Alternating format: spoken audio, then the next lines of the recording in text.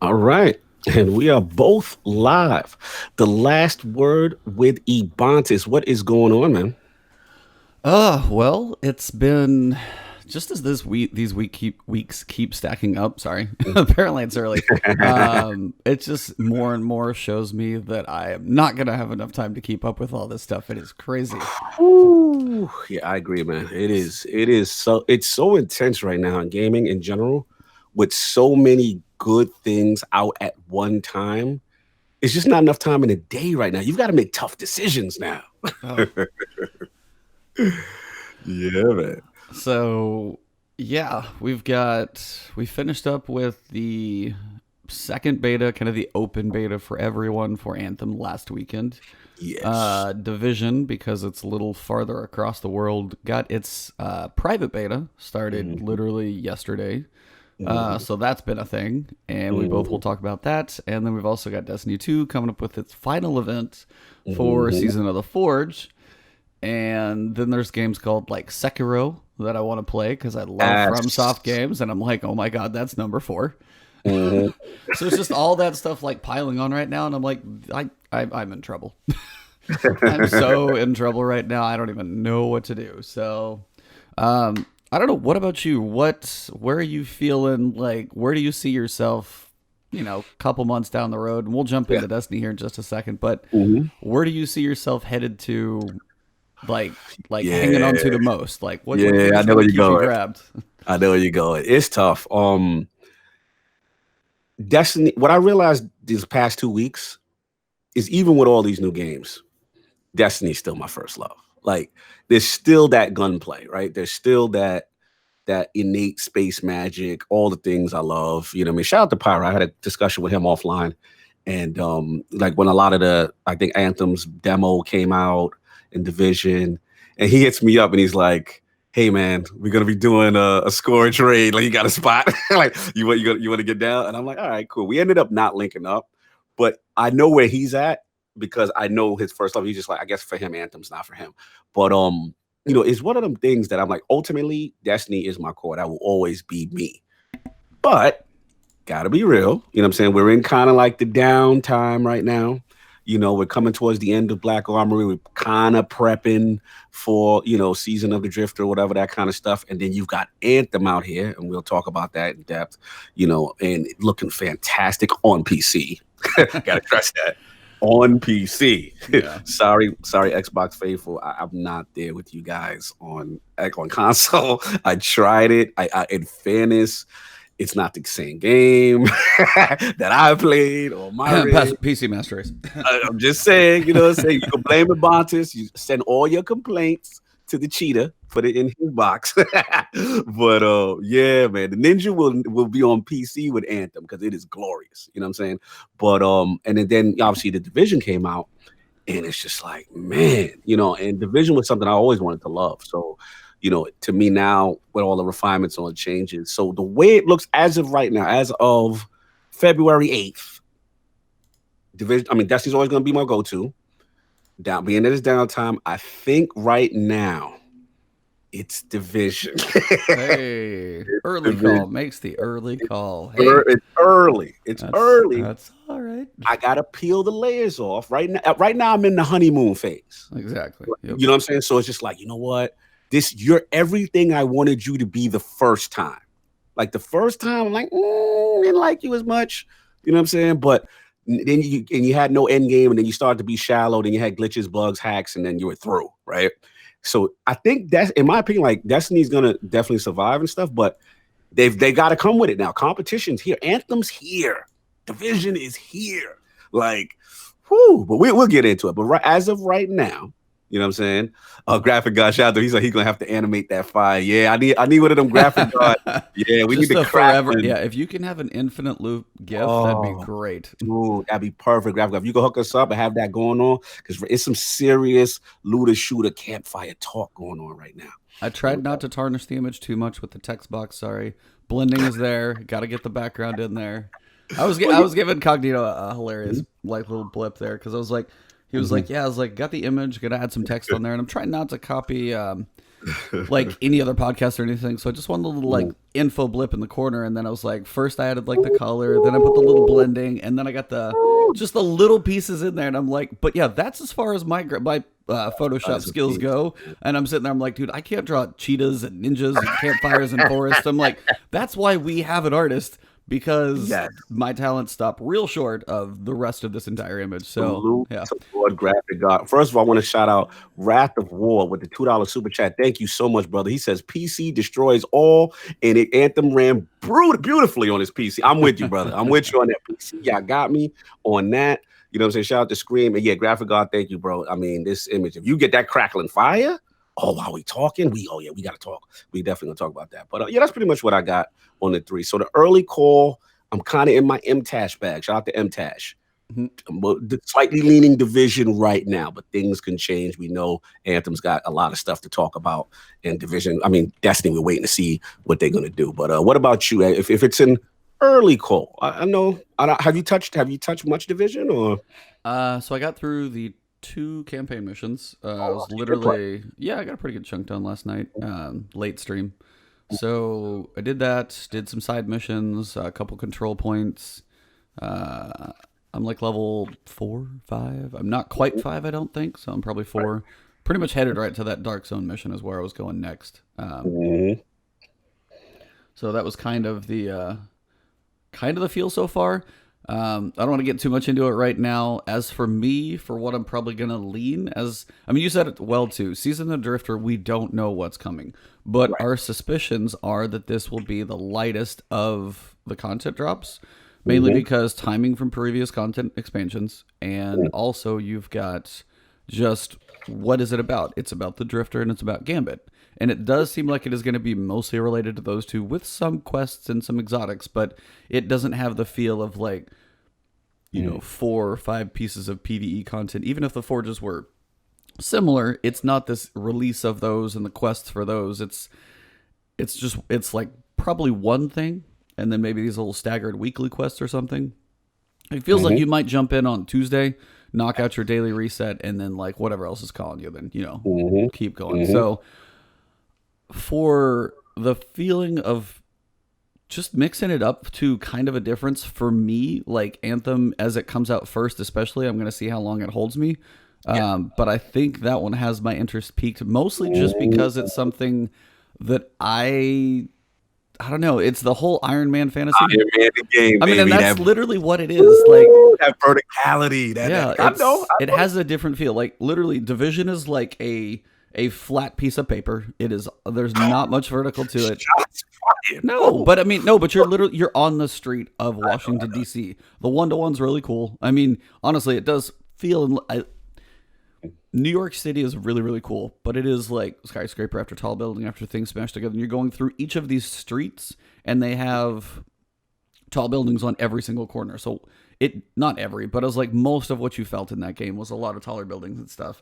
Just the fact that when you launched into the Division beta and you had just like the greener, lush area, had a completely different feel. You walk up on like the lawn of the White House. Apparently, we're doing this podcast completely out of order, guys. Sorry. Yeah, we're completely out of order. But it was just the feel of that was like, okay, Division 2 is definitely bringing a different feel, and the city feel is cool.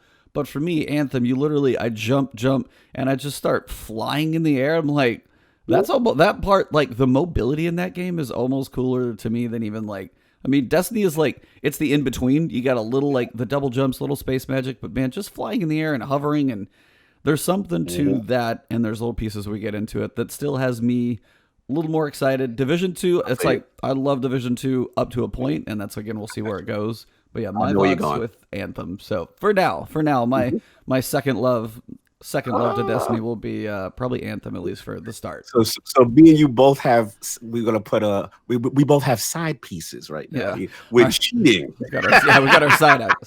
Yeah. We're using cheating metaphors right now, but we're gonna watch out with my. I actually have a first love of all. My wife is actually, I love my wife, so that's different. But he's figuratively cheating, Lady Ebontis. Yeah, figuratively cheating on the Maiden of Destiny. So there you go. But yeah, so lots to look forward to. The only problem is it's going to be tough to do them all, or just I will have no eyelids anymore, so that's fine too. I feel you, bro. I feel you. But But yeah. valid point. Mhm. Valid point. So On the verticality, I got to give you credit because just one last thing on what you said, I want yeah. to double down. People like, I think you and Kaibatu are in the same boat because, again, not to discredit anything from Anthem, like, it's something new, right? It's that verticality. It's that Iron Man, the game. It's doing something else. That it has some Diablo tones, overtones to it. So I'm with you on the newness aspect. I can totally understand why you're leaning that way for right now. For the initial, February 8th, last word, where we leaning kind of deal. So I get it. I get it. And like I said, both have their appeal. It's going to be real good. But competition's great, man. Let's get into what's going on. So what's going on with Destiny, right? We're going to start off with them first. What are we doing? Yep. Yeah. So Mhm. Destiny, we had TWAB. It was fairly light, but we got some information about the world of Valentine's Day. A little bit of love action going around in the air. And Crimson Days is coming back. So quick little side here on Crimson Days. Yes. Starts next week. Yes. Now, unlike previous times, it's only a week. What do you think about that? Just being 1 week. I'm okay with it. Only because let's be real. I mean, historically, Crimson Days has never been a fan favorite. Like historically, I remember one year, maybe like its debut year. I played a lot of shout out to Lord SWAT. I played a lot with him, and we really got into the mechanic. And you know, I just don't feel it's a mode that. And again, we'll deep dive in what's coming this year. But historically, in the past, I ever felt it was a mode that you kind of deep dived in, like that you kind of, we're gonna set up shop, we're gonna Crimson Days, man. Like we're gonna, say like it was just like, okay, it's here, it's a Valentine's event. At least the vibe for me. I don't know, like how have you felt about past Crimson Days? I mean, you're more of a PvP player than I am, so Crucible's your wheelhouse. Me, I'm just like, is there an event where I got to do something? Yeah, I'll spend a little time. But yeah, I mean, previously it hasn't had that appeal of here's a new forge or here's a, the dawning event and there's a sparrow to go get that looks like a sleigh and you're out there like shooting a bunch of stuff and baking cookies and like it has felt lackluster. It's kind of like the, not to put a red-headed color on it, but like the redheaded Yeah, stepchild of some of the events because it's like it gets pretty minimal love generally. So Mhm. I agree. yeah, I was like, it's not one I've been like, ooh, I can't wait for this to show up. I was like, oh, yep, there it is. Like, and then it comes in here, and I'm like, and it's just like not surprising. Like, I had no expectations at all, and I read what it is, and I'm like, sounds about right. You nailed it. It's literally Crimson Days, figuratively, is the redheaded stepchild event. And we're gonna see what it do. Let's get into what they're doing this year. Maybe we can break the moniker. All right, so Crimson Doubles is the 2v2 Crucible playlist at the center of the event. Combat scenario is 2v2 Clash with a round-based twist. I don't know what the round-based twist is. Stay in close proximity to your partner, and your abilities will recharge at a faster rate. Stray too far, and your enemies will be given a waypoint leading to your location, which, if I read this, I'm pretty sure it's what it was last year. Pretty Yeah. much. I was going to say, does that sound right? I was like, I feel like that's what it was. Yeah, pretty much that whole rage mechanic when person Yeah, goes that's right. down. Okay. That whole bit. Mhm. If you can't find a partner, don't worry. There will be matchmaking, which is good. I can't remember if they did matchmaking before or not. Oh, good question. I can't remember either. That is a good question. Because I feel like I don't know like not. I know I feel like not too, but I don't have. I don't got to look back in the archives, flip back in the book. No, I'm just kidding. But it says to sweeten the deal, we will be turning on Valor bonuses throughout the event for Crimson Doubles and all other Crucible modes. So basically, once you get done with your Crucible, then go, or your Crucible Crimson modes, then just go have some fun, get yourself some Valor. I guess is what they're saying. Nice. But so it sounds literally just like Clash with a twist. I don't know if it's just Clash with rounds. Maybe it's like, first to 5 kills or something like that. Who knows? And then just have the ability to recharge by sticking together. So butt to butt as you go around the corners. Keep those abilities high. I do finally have Cognito on PC, so we might have to jump in there with our let's do it. Our podcast brethren, and basically I'm going to jump in his backpack, and we're going to go running around this PvP field. So don't let him fool you. This man is constantly on the leaderboards. Don't let Ebontis himself fool you. He carrying me. especially in this new meta. I'm trash in this. Can I get a little No. quick side? Yeah. I was like, I know we got the so go for I it. know it's gonna be a lot of Anthem and Division talk in this podcast, but since I have come back during the whole reign of the last word meta, it is rough out here for me. I have not found my footing. Shout out to Forte. He was with me one day. I was getting scraped, but part of it, I was playing a specific way to get a lot of quest stuff done. But yeah, man, it's rough. Like it's just that because snipers are good and the last word is dominant inside, and I don't have it yet. I'm still working on it. And I just all my go-tos are not effective anymore. Like all my old go-tos are not effective. We all know what happened to Telesto, so we ain't gonna get into that. But yeah, it's just a different meta. I'm not saying the meta is bad. I'm just saying I'm terrible in the current meta right now. Like I am not doing good right now. So I gotta get my hands on last word. So basically, this is all leading back to Crimson Doubles, which is Ebontis will be carrying me on my way and figure out a good, meta to kind of the only thing that's been saving me, which is weird, is that stupid, what is it, the hanging nail, the ringing nail, one of those Ringing, yeah, the auto rifle, ringing nail the from the forge. whatever reason, I still can't call it. I know auto rifles got a slight buff, but I guess it's the range. That is the only thing that I'm feeling semi. I've been using that in Chaperone. That's the only thing I'm able to kind of hold my own a little. But I'm not. I haven't been going on streaks. Nova Warps, Nerf, that's killed me. So now I got to change my. I'm messed up right now, man. I'm not doing good. I'm not Yeah, doing you good. were literally Telesto Nova Warp, and you just got shot twice. Yeah, my whole build got nerfed into the ground. Bungie came for me, so yeah, that's where I am right now. All right, my rant's over. My complaint's over. No, you're good. Like I jumped into PC. It is very true, especially while people are still working on last word. You see the people that have the gun, Yes, and you see the people that are trying to get the gun. And there's a point where I wish there were two different like matchmaking playlists because those two games don't play differently. And when those people are in the same match, one is getting screwed and the other one's like, no. yeah. Because, I mean, when you go for that quest and you don't want to die too much, you have to play so conservative. Like, I mean, some people did it in Mayhem, which is gone now. So that wasn't even an option. Just if you played, safer with some supers that you can just chunk out there. Here's my sidebar, by the way. Mayhem. Oh, it's a lot of fire stuff from Hunters. Oh, yeah. Oh my god. Them golden guns, fam. Woo. No, it's the Shards, Galanor, Blade Oh, Barrage. yeah. I had a clip because I was working on, I think, my last word quest video, and there was a point I was going back through footage. I was like, oh, what am I saying here? And it's a clip where I get killed by a guy with the Shards, and he goes Blade Barrage. I spawn, kind of come around, same dude, not too far away, so setting up real good here. Oh, about 5 seconds later, same super, same dude. I watch the feed.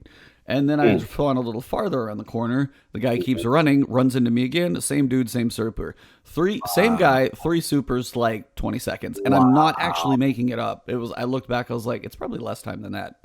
Whatever your spawn time is how long he had it back. And I'm just like, I know my super's up a lot in that mode, but I can't just like kill a guy, throw it, kill a guy, throw it, kill a guy, throw it, kill a guy, throw it. There's not like an infinite loop for me. So that super with Shards, and especially in Mayhem, is really, really broken. Yeah. Bad level. I mean, Golden Gun, you saw that more. If they had some people to shoot, it felt like that thing was just continually going. Which Golden Gun for PvE, I mean, that was cool love, and, it's going to have a bit more use, but, oh man, that Blade Barrage. I didn't really see a lot of people killing themselves with it either, so that didn't do that much.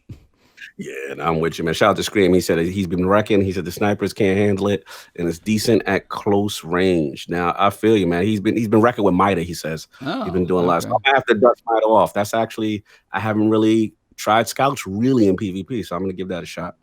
Definitely. Yeah, scouts are a thing. I've seen more auto rifles come back. Like they're trying to get things in a good spot, at least as good as they can, as always. Yeah, absolutely.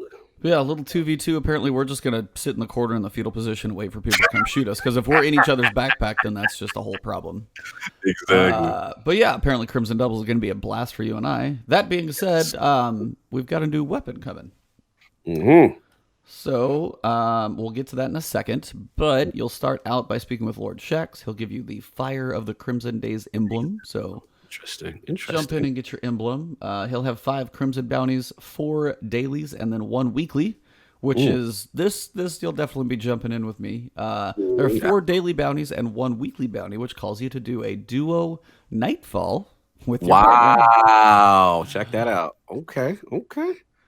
So Yeah, we that one in the discussion of backpacks, got I'll claim it there, but I mean, yeah, it's like you. you got your You're the hey You're the soloist, buddy. I'm there soloist. for the ride. You can just like boot up the mission and just like put a little bot on your mouse so it keeps moving, and then go If grab a you move it. snack, and then Yeah, I'll come back and be like, hey, we're ready. exactly. So Make sure I don't go AFK. yeah, pretty much. Looks like we've got a ghost, we've got an exotic sparrow with the rose petals on it. We do have the bow, which we will talk about. We have a Wardcliff coil ornament, which is very specific. Ooh, interesting. Yeah. And then 1 emote. So those are the things rewards will be able to get from Shax. Hmm. And this is it. So, Hmm. um, I'm gonna intro this, and then I kind of want to get your thoughts on kind of the topic of itself. Let's go. So similar to Horror Story last year in Festival Lost, we had a specific gun for a specific event. Now that one was Festival Lost was 3 weeks, lasted a while, and it was a max power weapon for everyone, which is cool. Right. 600 power level, helping people get to max level, definitely good in theory. Hmm. This time around, Shax will be offering a new bow called the Vow. It is a solar bow. It's at 650 power level, so again, that final push for people trying to get to max level, Yep. but it's a week. So what I want to ask you is, Hmm. what do you think of like the time limited nature of this weapon? Hmm. If you didn't get the raid bow, this is your first solar bow. And Right. like the very limited nature around something that kind of rounds out a very important piece to a lot of people's worlds. I So can tell you exactly what's going on here. This is Anthem and Division are here. Get your behinds in this game. I'm telling you right now. No disrespect. This because I've never seen them usually it's about a 2 week to 3 week period, right? When we had Horror Story and all that other stuff. This is, I mean, and in their defense, even though we know the competition is out there, Crimson Days hasn't been, like I said, the greatest event, hasn't been received the greatest. yeah. So I'm glad they have that bowl. You know what I'm saying? I'm definitely gonna try to grind to get it. But in my opinion, having a 1 week window to do this is, hey, we need you engaging in our game. Like this is how, to be honest with you, E, and I'm glad you brought this up because this is how I envision it for the next couple of months. Because we're in between, right? We're in Yep. between. We have the season of Drifter. We still don't know what's going on. And to me, they already kind of set the trend with the Last Word Quest launching that week. You know what I'm saying? With Anthem's demo. Like they seem to, Bungie's marketing team seems to always conveniently drop these kind of things right around the launch time of certain games. This is my opinion. This is my observation. Totally fair. You're allowed to have an opinion. Yep, You know what totally. I'm saying? So to me, this is, hey, we see division out there. You guys been over there cheating. Get your behinds in here. Get this bowl, 650, 1 week, get in, get out, and keep this engagement going. It's almost like this is a hey, remember me moment. That's how I look at these kind of things. What do you think? Am I going too hard on them? What do you feel about this whole like 1 week business? So mine's not even as much the like. I mean, yeah, timing wise, they seem to have this stuff pretty close to the other games. I mean, they have to pick weekends at some point, and literally, it's been every weekend something's going on. So that's just going to be hit or miss. But they have timed it pretty well so far. Give them that. Yes, yeah. But for me, it's more the idea of you've got Arsenic Bite and you've got Subtle Calamity as your general legendary bows. One's arc, one's solar. Now, there is technically a bow in Last Wish that is solar. It's the Tyranny of Yes. Tyranny of Heaven, but I don't have that one yet Yeah. Yes. because I've only done so many Last Wishes. Haven't been lucky to get that drop, so it's been its own thing. This is the first time to actually get a solar bow, and you get a chance to get it for a week. Yeah. So mine is just the limited nature of like, there's always those moments where if you're out of town and missing, and I wish if it, like you're if you're out of town and you don't have the chance, I understand the limited nature, but then it should just be like, hey, this is in the loot pool afterwards. Like, Right. this is your, like, Thunderlord. That was, I mean, while it sucks that not everybody has the chance to run to do a quest to go get it, which I still think that should probably be there. Right. At least they have a chance to still get the gun, and they kind of have to. That gun's broken, so you have to have it. But it is. I mean, I'll go do. Like, I literally ran. Shout out to my Twitch chat because they were joining me for a while one night, and I was doing my run through of Strange Terrain, but I was trying not to use. I didn't use my Go figure, which for one was crazy, and I didn't use Thunderlord, and I didn't go Arc Singe, and that's like that would be a normal build on that run. So I went like Void and got my face melted by an ogre a lot. But when I was stepping outside my own meta and I was just like trying to do something different, same thing here. It's like if I want to do something different, it'd be nice just to have the option for it to drop somewhere. That's I it. agree. So I that's understand. kind of my thing is like timing otherwise. I just wish the gun was available all the time afterwards, just at least in the RNG pool. So if people kept playing, they would eventually see it, not just like, because I mean, it's a solar build. There's only like one other one. It's not Right. just like an auto rifle. It's Good point. kind of limited. It's a good point, and it's interesting to see how they handle that because it also kind of eerily reminds me of Faction Rally. There's people that Yep. still never got a chance to get certain catalysts. Like I never got a chance to get Sunshot catalysts, and what's the option now? We did just recently hear they plan on adding last 12. They're going to add a lot of these exotic catalysts back into the loot pool. But again, stuff like this. What about guys who, like me, again, who came to PC who don't have Horror Story on PC? Right. So Yeah. I'm never gonna get that good. Like, it's tough.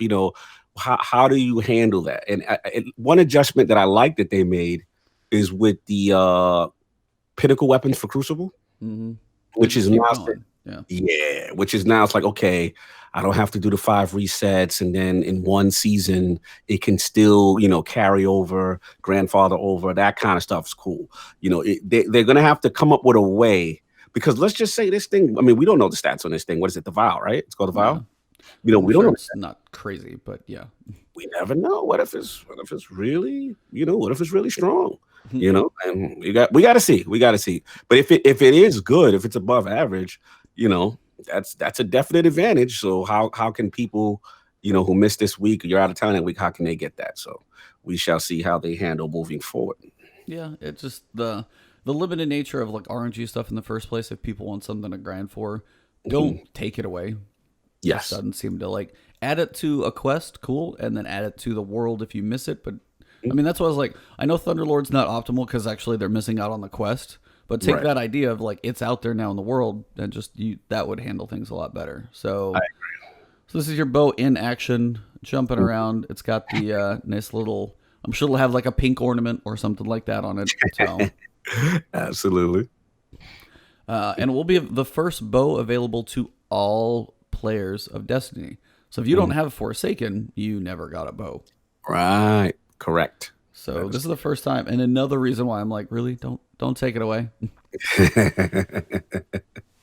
Yeah, man, that's a good point. We'll see. We'll see. Got to get out there. Got to get your Crimson Days on if you want it. Yep. If you're in town.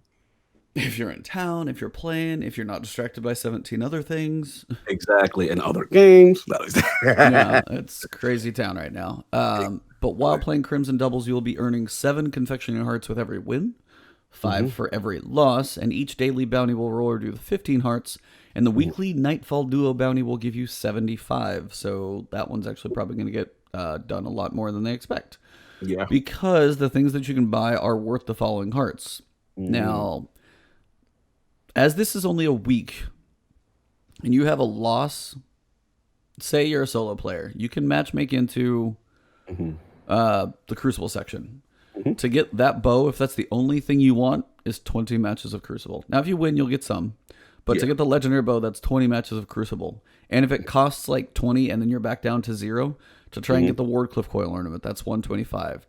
Like, it's not like you're adding, it's not like you're collecting a certain number. It's like, hey, earn this many and you unlock this. No, it's earn this many, buy it and start over, if I'm reading this correctly, which that's a lot. That's a lot. That's a lot. It's definitely a commitment. Thus, the Nightfall Duo bounty will be used. Oh, big time. 75. Yeah, I'm linking up with you on that. I'll be putting out all the solo videos that Tuesday. Yes, please. Yes, please. We got But like yeah. I need that. So you've got the Terra Strella. See if I can butcher that word. I think it came out okay. You nailed it. That one's 25. You've Mm, got the Undeterred Exotic Sparrow. That's 50. The mm, bow will be 100. Wardcliff Coil Ornament 125. The Flaunting Dance Legendary Emote 150.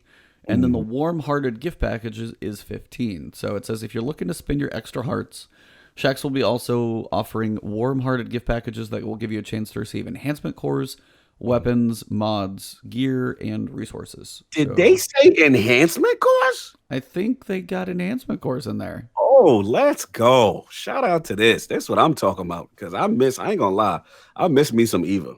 I miss me some Eva right now. When you used to use the Easy Bake Oven and she would just be Oh, giving so out them much stuff. cores. Oh man, I need these cores. I need to max out some guns. Yeah. So all right. Yeah, that's some incentive for me right there. Literally, I think I'm more excited about that, to be honest. Because I'm bad, y'all. Like I'm terrible with my core management. Like I'm always infusing. I'm always keeping multiple builds for different subclasses. I mean, my minutia with certain min maxing of certain play styles is crazy. So I'm the run through core guy. I'm the guy that's logging in just to see Spider. When it's down to 10, shards. I'm that guy getting those what you call it bounties done. The ones where you break them up. The Oh, wonder scrapper. bounties. Yeah. Yeah, I'm the scrapper bounty guy. I literally, that's me. So I actually have some incentive now. I'm glad I didn't catch that. I'm glad you brought that up. It's going down. It's all about them core. You guys got any more of those cores? Got on them cars, man. That is me. Yes. I mean, that gives Dramatic. a little extra incentive to it, which is good because that's some of the stuff they need. Um, do I think those cores and mod components are in like the proper spot? Probably not still, but they do keep putting them in more of these places, which is I don't know. It's like a weird incentive to be like, "Hey, come play our game. It'll get you these cores. We got them. We got them on sale right now." Like it's a weird incentive to throw in there when so many people are still irked about the idea of infusion, which I heard Yes. is not like on the table to change right now and stuff like that. So Mhm. they said that's not all. Along with these rewards, there will be a set of Crimson Days triumphs for you to complete. We don't want to spoil all the treats and reveal the triumphs just yet, but they will reveal the reward for completing them all. Which I'm Mhm. like, really, you're going to keep some things secret, but if you get them all, this is what you get. Interesting. Yeah, that is That seems interesting. like the wrong order. Like, hey, if you do the first one, here's this. Hmm. No, this is like the completion one. You get Yeah. your sugary ghost shell. So it actually looks like, I mean, it looks like a chocolate ghost. Looks chocolate. Yeah. Which for Mm. me, ghost shells don't do that much for me. I'm sorry. Yeah, not me neither. I've never really been a fan of the Crimson Days, like Ghost Shells, to be honest. I'm just like, whatever. Even the Yeah. shaders, I never really liked the crimson. I want to see what the shaders really look like when applied. I like it how it looks on the Vow. The bow looks lit with the shader, Yeah. but I want to see how like the other, how the other things kind of look on other outfits and stuff. We'll see. So that is like, that, like, I mean, that's your in game. Like, do I care about a crimson ghost? Probably not. That's not the thing that's going to, like, keep me. That's not going to be the thing that keeps me grinding for triumphs or finishing like so many matches or whatever it takes to get this thing. I'm like, if I don't get it, I'm like, whoa.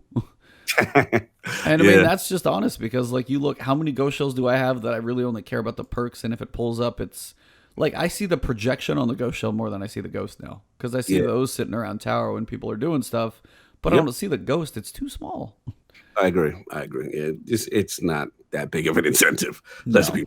Yeah. So little a light event, spend your time, do your nightfall, get your 75, do a few matches, get your bow, and that might be what some people do because that's the only real exclusive for me that's probably got the incentive for me.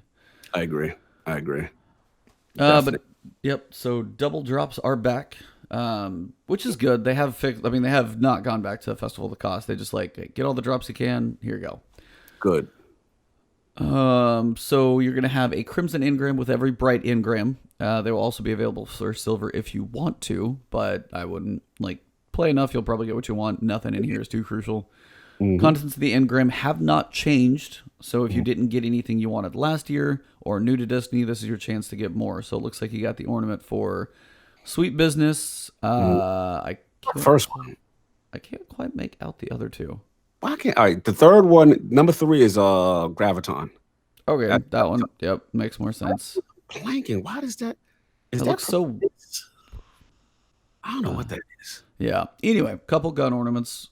You've got a Cold few. Heart. It looks like maybe Cold Heart. That might be it. It's just that weird, like little, like The handle thing. yeah, this little handle thing with like a bathtub stopper on the side. Like that's what it looks like.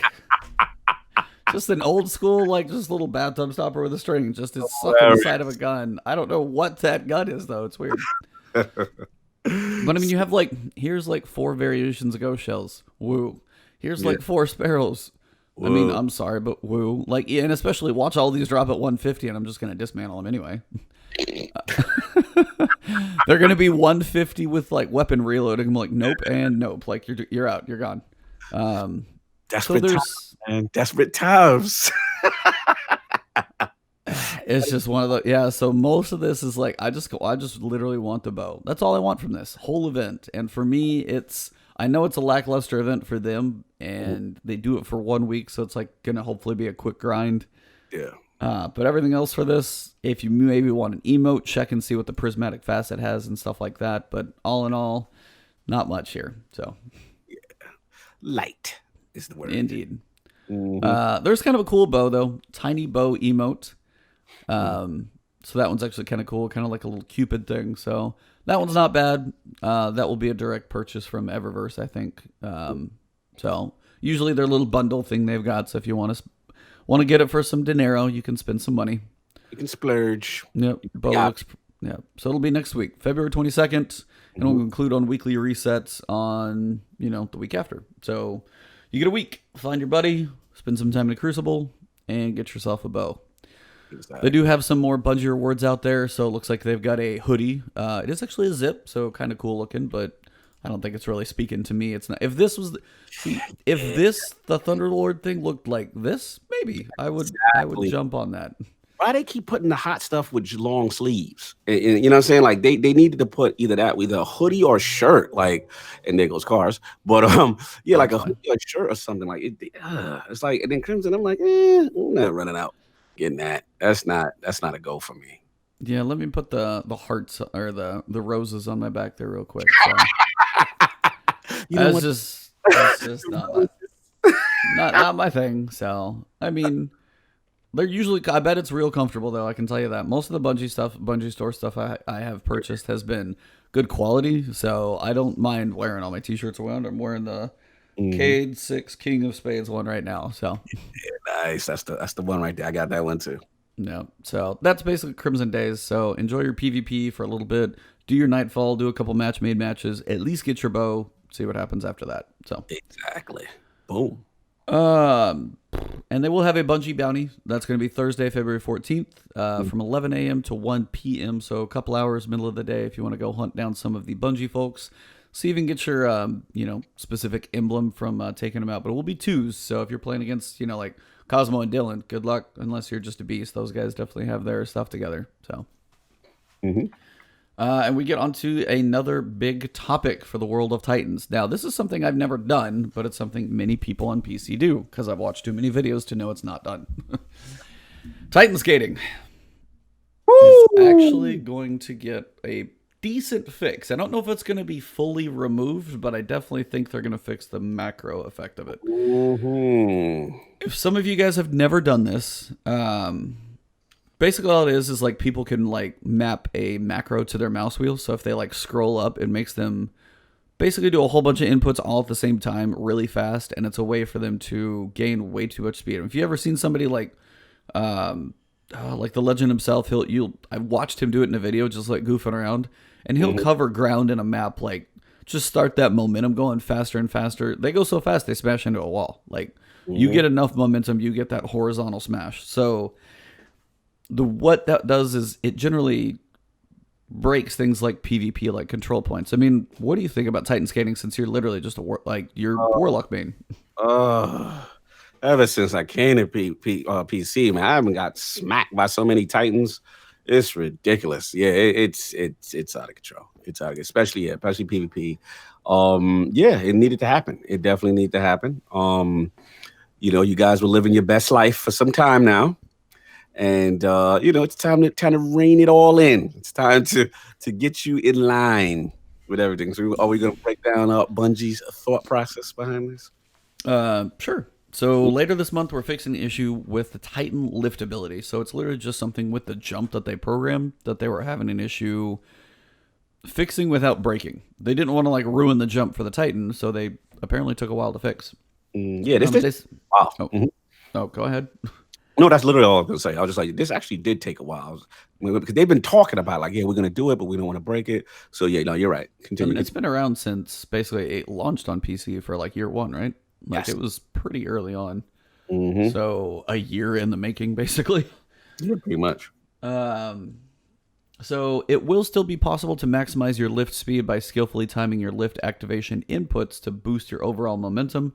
In other words, Titan skating is still possible, just less excessive, I guess. And that's why I was like, it's kind of fixed, but I'm not sure if it just can't be macroed. Maybe that's kind of the idea. Yeah. But some of you may be asking why this is being addressed. Players utilizing these unconventional methods are effectively able to exceed the bounds of expected Guardian movement speed so drastically it creates an unfair advantage. So, like, getting to control points if it's like Iron Banner, like, if you get there faster, you've got that advantage. So, I mean, that's a big thing. But they also say, like, you can, it's harder to aim, position, but also even, like, networking to where apparently it's almost like lag. Yeah. So it is to a point of breaking the game. So they want them to be kind of back in check. So they said they'd rather continue to build on the Titan to identify a fast-moving, aggressive jetpack warrior. So they wanted to like not break the jump, which was important. Right. They wanted the abilities to still be fun, but they don't want you guys to like just ruin the game for people. I mean, Titan skating is a thing. So now, granted, we have Titan skating. You guys have like Nova Warp and Blade Barrage. So in the grand scheme of things, still, I don't know if we still win, and we definitely don't now. Yeah. But they nerfed your whole world, so that's fair.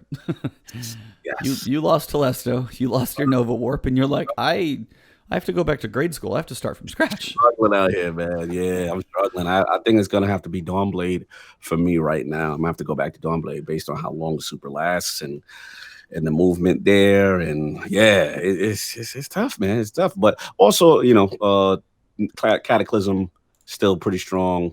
I just got to get my skull. Oh man, that is strong. Oh, yeah, very strong. I'm just waiting for you to give me the word when you put up that Zerv video and you say, "God, he's got the skull." That's all I'm waiting for. I'm waiting for that text. He's got the skull. I am logging in with the quickness that I miss my Skull of Diamond armor car, man. Oh, so badly. I used to be my my escalation protocol go-to. And now yeah, so good. And now with the new meta, in PvP, I really want to get into that. But it's like, that's my exotic that I really miss for that top tree warlock. Yeah, I pulled it out of the vault the other day just when I was trying that void run, and I didn't use it as much just because I'm horrible at using my super in the first place, which is just my own thing. I like end up shooting everything, which is definitely an issue for the people who watched it live. But there was one, I fired it tracked, and then like a couple more, and I was like, it was almost back. I'm like, yeah, that's still damn good. So, but Cataclysm hits like a truck now in PvE. Oh my god, it hits really really hard. I mean, you'll run around and just like one shot stuff that normally you're going, oh, this is faster. Did I lose you? Oh, my bad. I had it muted. And I was like, yeah, like you get all your super energy back. Yeah, it's like it's kind of nuts. So yeah, know when you get that thing, you'll be living the Warlock Cataclysm life again. But yeah, RNG has not been kind to you on that one. Yeah, just waiting. A little bit more reading material from the people at Bungie. I definitely want these two. So we've got so that's pretty much for Titan skating. So that wraps that up. We've got the Grimoire Anthology #2, which first one was awesome. Did you get it and read it, or did you even pick it up? Like halfway through. Yeah, I'm halfway through. It's Nice. good. I'm gonna be honest though, like it's what is it? I felt there was a lot of like a Book of Sorrow stuff and Yeah, that's why I'm curious what this will be, because that one seemed very, very Hive focused. yeah, and I was thrown off because not that I hate it, I like it. It's just that I didn't think it was just going to be Brooklyn. So I thought I was going to get more stuff, like So I'm dying to know if what this focus is going to be on Anthology #2. And getting it. And surprised by the second thing you're about to mention, which is the comic collection. Mm. See that coming. So, you know, I get to see my boy in all his glory, our Lord and Savior, Mr. Osiris. Get to see my boy, man. Warlocks know. Man, we just got done dirty with a bad DLC. Yeah, it was definitely his fault. Yeah. But yeah, I mean, honestly, they both look pretty cool. Like, I don't know, the Grimoire, the anthology, like, there's so much stuff. Again, it is lore outside of the game, so there's that little like stab in the back, a smidge. But no, they're fun to read. They're put together very well. The art in them's really good. The comics have been cool. They said there's going to be some exclusive stuff in these. So, but I think I'm with you. I want to know what the heck this like the anthology volume 2. I want to know what like the story like. What are they covering? Yeah. So, What are they? Yeah. What's the focus? they just literally printed out all the pages of Bife's video about the last word, and that's what's in here. So. Yeah, they gotta do is put Bife in there and have a Bife audio book. There you go. See, that's what I need. I need this in audio form and Bife as the narrator. I'm good. So the comic collection, 144 page volume, includes the comic collection plus never before seen stories, behind the scenes, exclusive stuff from the artist. In volume 2, they don't really say, so I have no idea what it's going to talk about. So we will see on that. Mm-hmm. Couple patch fixes. Unbreaking the Mold. This is one I do want to mention. It says, since mid-January, Destiny player support has monitored an issue where the Black Armory key mold is available from 801 only on a player's first character that you go pick it up on. So this pursuit is a required item to earn the Isignatus birding, and some players have become blocked from unlocking this weapon from the character of choice. Mm-hmm. So with the update 2.2.0, which they say early March, Season of the Drifter, mm-hmm. We don't have a date yet, but we'll see. That will be getting fixed. So finally a date. It just took all of Season of the Forge to fix the thing that's been broken in it, which kind of sucks, but you know. Mm-hmm. Yeah, that's kind of the only main one. Crimson Days is a couple things where they've got. I think you just have to complete the Red War campaign and be level 20. Outside of that, pretty simple stuff. Mm-hmm. Mm-hmm. Speaking of Bife, shout out to him as well. The Last Word and Thorn, complete story, movie of the week. And this is literally a movie, by the way. Facts. Have you watched it? I started it. I gotta finish it. I need to just like literally set down time and grab some popcorn. Yeah, like I love. First of all, let's give Bife some credit in the community, right? And this guy's been doing it for a long time. You know, he's got the silky smooth campfire voice, just like for like our image in the Last Word. Like he's the person that you want to sit down and just listen to him talk, Lord, because not only is he knowledgeable, but it's just so well produced, and he gets you in the spirit of whatever the lore is, right? So whatever the story he's telling, he gets you in pocket, man. Shout out to always, yeah, Bife video. Bife is another level. And like I said, shout out to him, Myelin Games, all the lore guys. You know, for them to put that as a movie of the week is huge. But what I'm hoping is that we know with the first Bungie, what was it called? The community thing where they brought the community guys down. The summit or whatever they want to call it. Right. So we know with the first summit they brought Myelin, and no disrespect to Myelin, that's my guy. I love Myelin, but I was also surprised that both of them weren't down there, right? Because Bife is synonymous with lore. So what I'm hoping is for hopefully summit number 2 or whatever they got planned, or maybe he is involved with Anthology 2, and we don't even know, because I know Myelin Games was involved with Anthology 1. So let's get Bife in there. Let's get him his due. He has such a passion for this stuff. And it's good to see him recognized. So shout out to Bife. Met him one time. Good dude. Very tall. And, yeah. He's a tall dude. Taller than I expected. It's like what, 6'2", 3"? You like meet him, you're like, oh, what's up, man? Hey, I'm about 5'11". I'm like, man, bro, I didn't think you was 6'2". But cool dude, man. Shout out to those guys. Shout out to Peasant Squad. Hopefully I get a chance to link up with these guys at Guardian Con, as well as I'm fanboying for my boy Unknown Player. Those are my dudes, man. I really like Peasant Squad. So shout out to them. And definitely check this thing out. If you haven't seen it, we all know Last Word and Thorn is one of the more iconic weapon lore stories in all of Destiny. We see it with the Last Word quest, what's going on, how they're paying homage to it, and to see Bife do this, the whole Dredgen Yor, the whole, Shin Malphur, all of that good stuff, how this now is going to tie in with the Drifter. And he's pissed after what we did, but that's spoiler. But yeah, man, this is good stuff. Check this out. Really quality stuff. Yeah, so yeah, it's like an hour and 26 minutes. It's really well done. If you ever wanted to dive in and see if you have an interest in Destiny lore, here's where you go. His other one where he did the full like Destiny 1 to Destiny 2 thing, that one that I think he had 1 million views on that recently. No, Yeah. 1 million views or 1 million likes, some insane number. Like I think he had the views easy, but I think he got like 1 million likes on it, which was amazing. So Salute. yeah, so shout out to Bife, definitely well deserved here. I mean, the time put in this is insane. It's an hour and a half. The art, the voiceovers, they had some cool people from the community help out. Really, really, really cool stuff. So Dope. and apparently people have been having fun with Argos lately as well. I've heard of people doing like solo. I know Carolina Gaming or Carolina Gaming. I know that guy soloed it recently. I saw him on Twitter. People messing with swords in Argos. So some of these like old raid challenges people have been doing, definitely keeping the community busy. Yeah, especially with the new meta as it is. You got Acrius running around being. Oh man, that Yeah, I've seen that. Woo! It's dirty the stuff because with all these buffs, now you're going into these old raids and just we already saw the golden guns with Callus, and it's so the new meta has definitely made the old content a little more refreshing and how strong we feel now, and I like stuff like that. I miss when we used to do back in D1, what is it, Legends of Triumph, and you go back into these old raids and you're using newer strategies because different things in the meta got buffed, and it's fun stuff. So it's good to see the community come up with kind of things like that. Makes you feel powerful. I like going back to the old content and feeling powerful. Like that's something I've always enjoyed. So shout out to these guys running around with swords, breaking up Argos. Yeah. That's been weird. So that's one of those, like, me as a solo player, I'll do like Nightfalls, had my Shattered Throne over the weekend, stuff like that was really fun.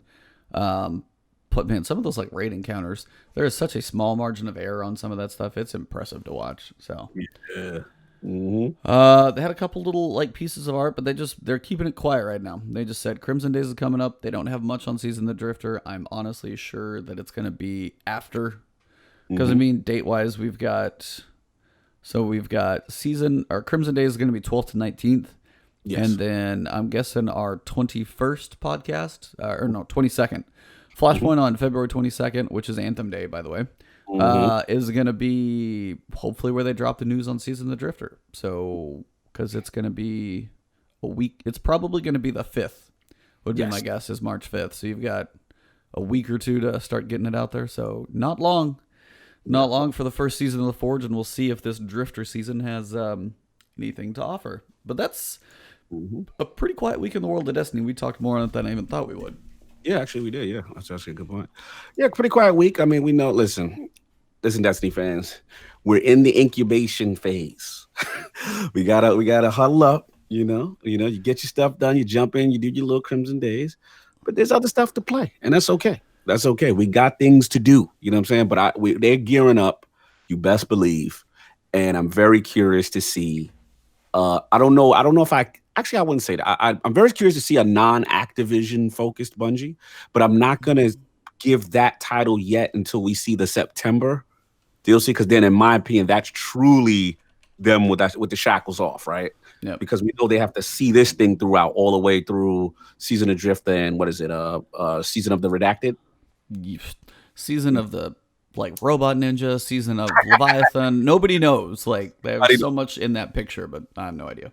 So I feel until September, we're gonna have some fun with what you call it, Season of Drifter, lore wise, especially Thorn wise, especially. We know stuff's coming, that kind of thing. So that's gonna be fun lore wise to see how things continue. But I am definitely curious. What are they gonna do for September? Like, how are they coming out? Because back's going to be against the wall, and this is going to be all them. And I'm excited. I don't even call it a back against the wall moment. I call it I'm excited, you know what I'm saying, to see what they have cooking, for themselves. So what do you feel, winding down now with so I'm gonna say winding down, but with the remaining content for Destiny, like how you feeling? I mean, for me, it's to a point of Hmm. I think you're right. It's just going to be right now with everything else we've got going. I mean, there's three other games they're going to have. We'll have a lot to talk about. I mean, two, and then stuff like Sekiro and stuff like that. Like, there's going to be things that like pull at my time. Hmm. So if it is smaller things where, hey, I knock out Last Word on maybe Tuesday or Wednesday. If Hmm. they ever throw another dungeon in there, that'd be awesome. But that might be the type of thing that I get to look forward to. Yeah, that's you.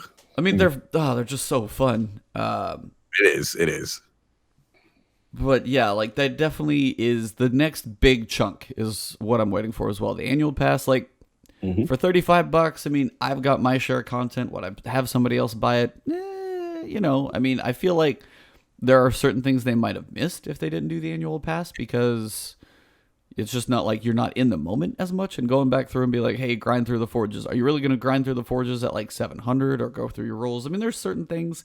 I have no idea how I feel about the annual pass yet. I guess we'll see when it ends up, but Yeah, I mean, I've been having fun with it. Out now that I've been, I'm on like Forge 2 or Forge 3. I've been actually having fun with the Forges. I really now starting to get into the mechanics and stuff like that. I did what's the Niobe Labs one? I can't pronounce it with the oh, B. Berguzia?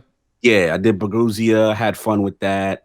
It's cool, but again, like shout out to El Boogie in the chat. Right now, we're in the hibernation stage. They've got to gear up and see. We got to see what they've got cooking. I'm not gonna get crazy for the Drifter in the sense that I'm not gonna tell Destiny fans, "Yo, Drifter's here. Now you're gonna stop playing everything else." I don't envision that. I'm keeping my expectations very low because again, that's part of the annual pass model, and that was the Activision, finishing out the contract phase is what I'm calling it. Yeah. Right. So keep expectations in check. It could be great. I'm not saying it's not. We also know there's no raid, right? So okay, Right now, yep, no raid. no raid and that redacted. I'm a little bit excited about that, but we'll see towards the end of the year what happens. September is where I'm getting excited. September, I want to see what they do at E3, what they have to. Oh, wait a minute, Sony's not at E3. Hmm. Well, how do they present season of September? I was like, I'd say bigger question is, do you think they are actually glued to September? They got to do something because, man, I mean, let's talk about it, right? We know what was it, February? When's Anthem's release? Because that's the next on the February 22nd. Yep. February 22nd, right? Then we have March 20, whatever, for March 15th. right, March 15th. There you go. Thanks for the correction. You know what I'm saying? Yeah, they'll have their seasons out, but we don't know what that's gonna be. And based on what we see for both games are planning to have continued content. So yeah, they gonna need to really come through, even if it's not the traditional September release cadence that they've followed in the past with Activision.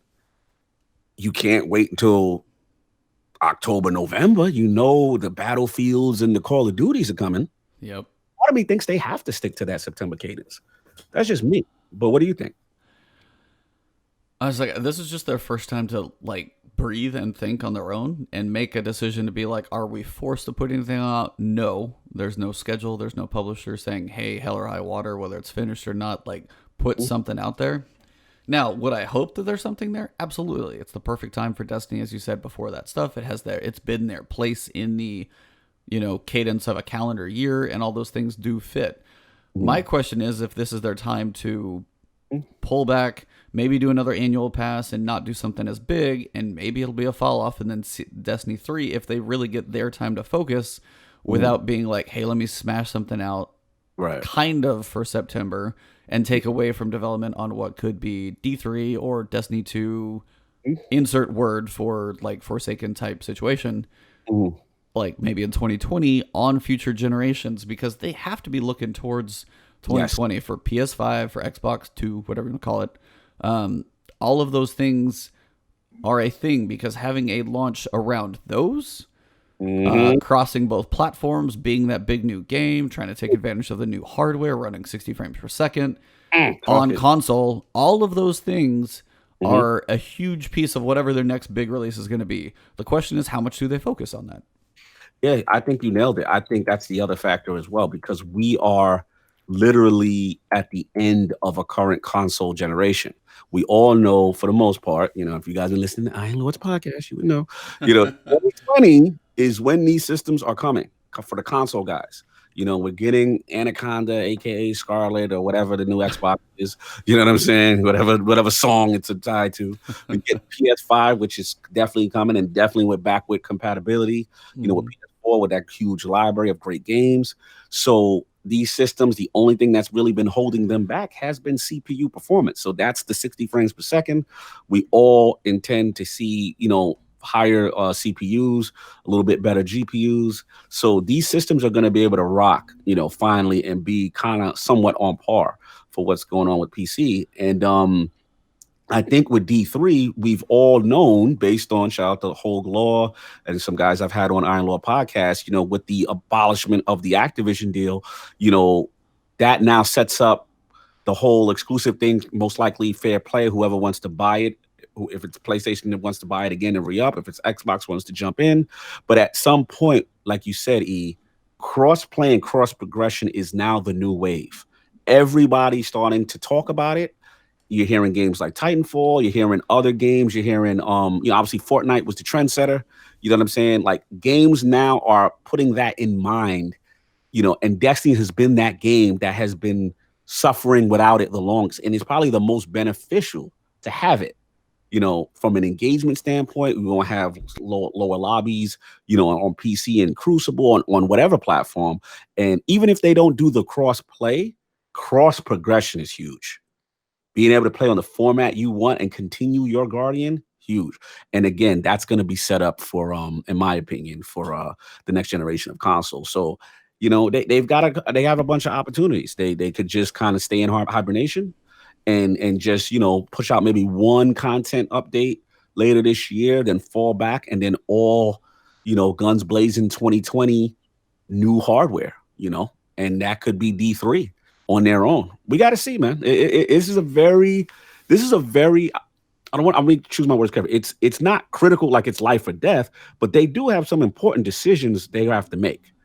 So that's what I got on it. What you got on it before we get into these other two games? I mean, Crit Buff said it pretty well too. Mhm. For one big thing has been, at least about D1 and what feels like carried forward, is their engine, their agility to make quicker decisions. Nova, I love how both chats right now, the last thing literally just mentioned the engine, like yours and mine. This is great. You guys are on point, because that's the one big one.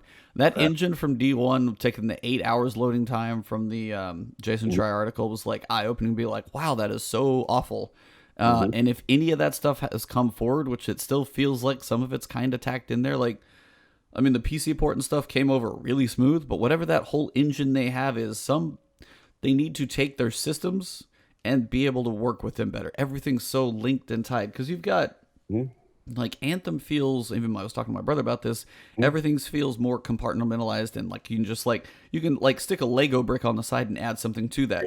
For Destiny 2, it feels like you have to throw the jigsaw puzzle piece up in the air again and try and put it back together. It doesn't feel as quickly adaptive. So if they can make that fix, and that's another one, he's like, put out something smaller. I don't know if that NetEase infusion of 100 million could keep them afloat for a year while they do little stuff here and there, and then do something along the lines of a bigger release. But yeah, it's like if they can take D3 and make it, just better in every way, like fix the netcode, all that stuff, just so many things. Absolutely. I have one concern though on the PC side. And again, remember, there's pluses and minuses of them leaving Activision. One minus, in my opinion, let's give credit where credit is due. Vicarious did an amazing PC port. They did. Absolutely. Listen, I love this PC port. Like, it is one of the best ports, in my opinion, like ever for a game. And that's not going to be there with the next iteration. Yeah. So again, this is going to be on Bungie or who they potentially outsource it out to. And I'm a little concerned. I'm not gonna lie, because listen, man, BattleNet, say what you want. That PC port is so silky, field of view, 60 frames, all your settings when you rocking Ultra, it is gorgeous. Yeah. And I just want that level of quality, moving forward. Otherwise, you're gonna have me on console when it comes to D3. So I'm just being honest. I'm being honest. Like I need that level. You have to maintain that level. So I don't know if you got to snatch up and hire some, ex vicarious vision people. Keep that standard. I'm a little. I know Nova said I'm a little worried. You're not concerned, but I'm a little bit. That's a great point, man. That was under. They were under Activision's tutelage. Yep. So, we just got to see. We just got to see.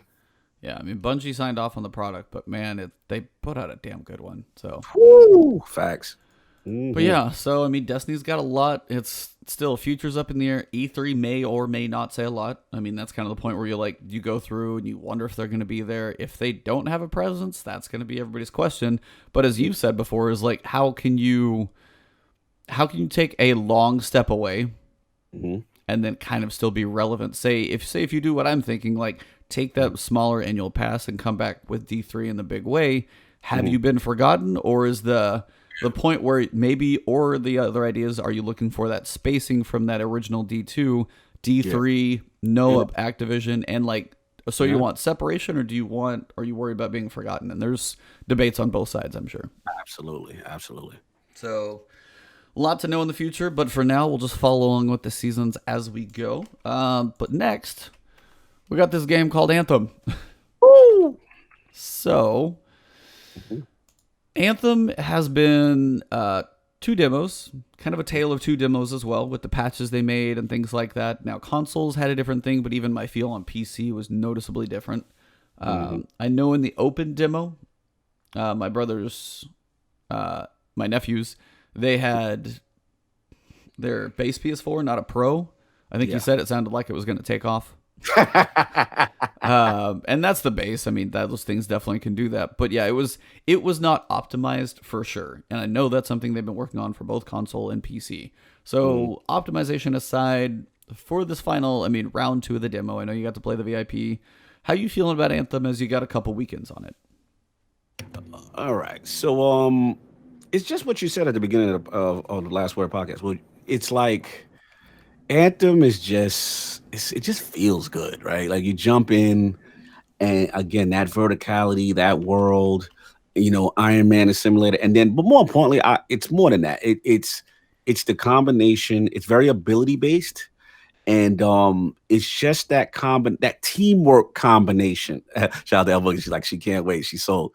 It's just that, like, okay, if you're running, Interceptor, you're on the ground, or you're running, Colossus, and I'm Storm, and you're doing those combos.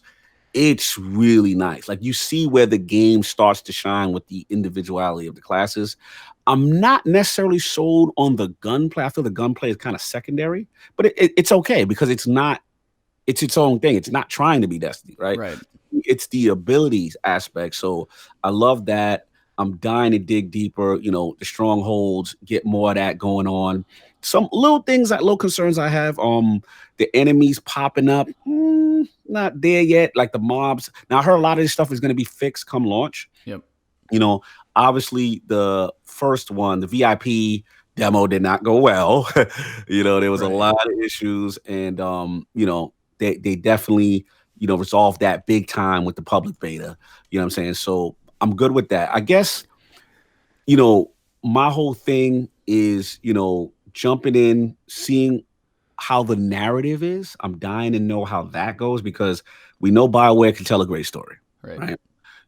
I feel that the demos, unfortunately, have not really focused on that. It's more about just getting in kind of thing. And, I get what they're doing. It's a demo. I get what they're doing. But I'm very curious to see when I play the campaign in the main game, am I emotionally invested? Because people could say what they want about Destiny or whatever, but they've improved, and they've, forsaken and shown like, we can't, like, remember we had the argument, like it improved to the point where they were telling us, they got Cade, we got to go get him. You know what I'm saying? You know what I'm saying? Like we were invested emotionally with the whole Aldrin thing, right?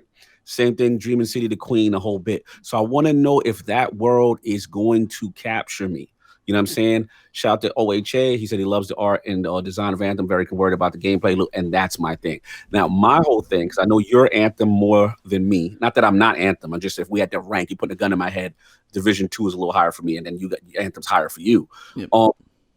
For me, where it'll surpass Division for me is one, lore. That lore's I gotta care. I gotta know what I'm doing, why I'm doing it, that kind of thing.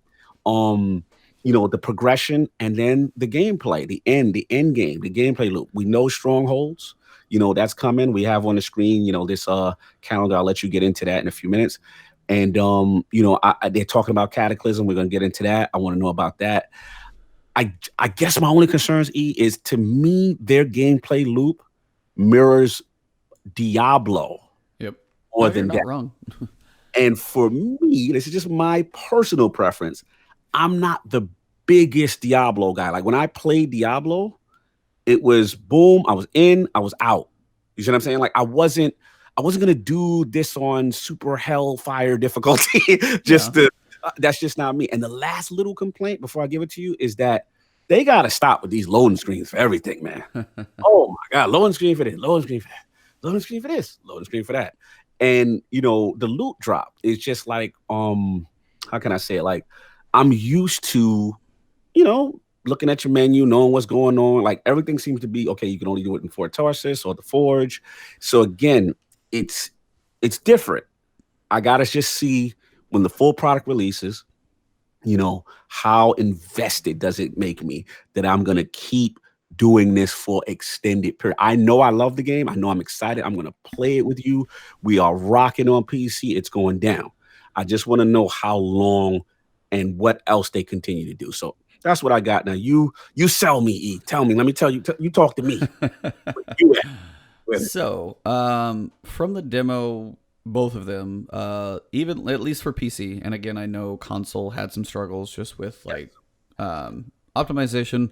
But believe me, it's like, even for me, that's something where my computer, I can play, stream, and record on the same damn computer at 1440p ultra. So it's like, I mean, I got a powerful rig, but when you go to Anthem, the optimization, I had to turn it down to like kind of high medium. It still looked good, but I should be able to do all three of those things with what I've got. And that's one thing I want the full game for. So optimization, I know, wasn't there. Now, from weekend 1 to weekend 2, the crashes, the reloading screen, stuff like that, for at least my experience, and again, your miles may vary, so that caveat is in there. Good point. Like, mine was basically solid for weekend 2. Like, not hardly any crashes, no server reloading, no 95% loading screens, and that was a weekend. I mean, that's something coming from the world of Destiny 6-month fixes here, or you've got this, patch for the Black Armory key that it takes the entire season of what it's about to get fixed, and they fix something like that in a week. That was impressive. So, and mine has been also, I feel, not my relationship, but what I've watched, the effort that the producers and the people involved in this game have put into the social interaction and the continued feedback has been amazing. And this is something anybody can try and do. Like, can I stop you for a quick second? Yeah, man. Bro, I'm so glad you said that, because we all know EA, evil EA. I get it.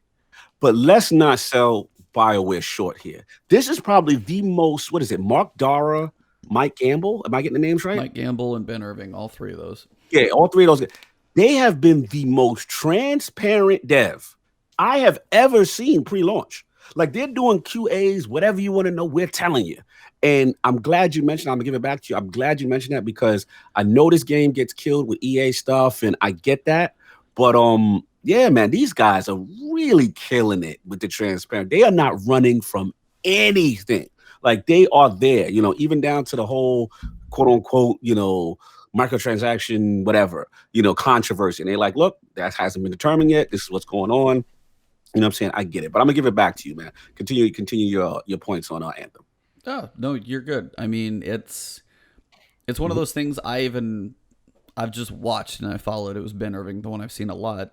I've never seen somebody answer as many Twitter questions. If you go look at his tweets and his replies, it is just insanity how much stuff he's replied to. And this is producer of the game. Like, it may be his job, excuse me.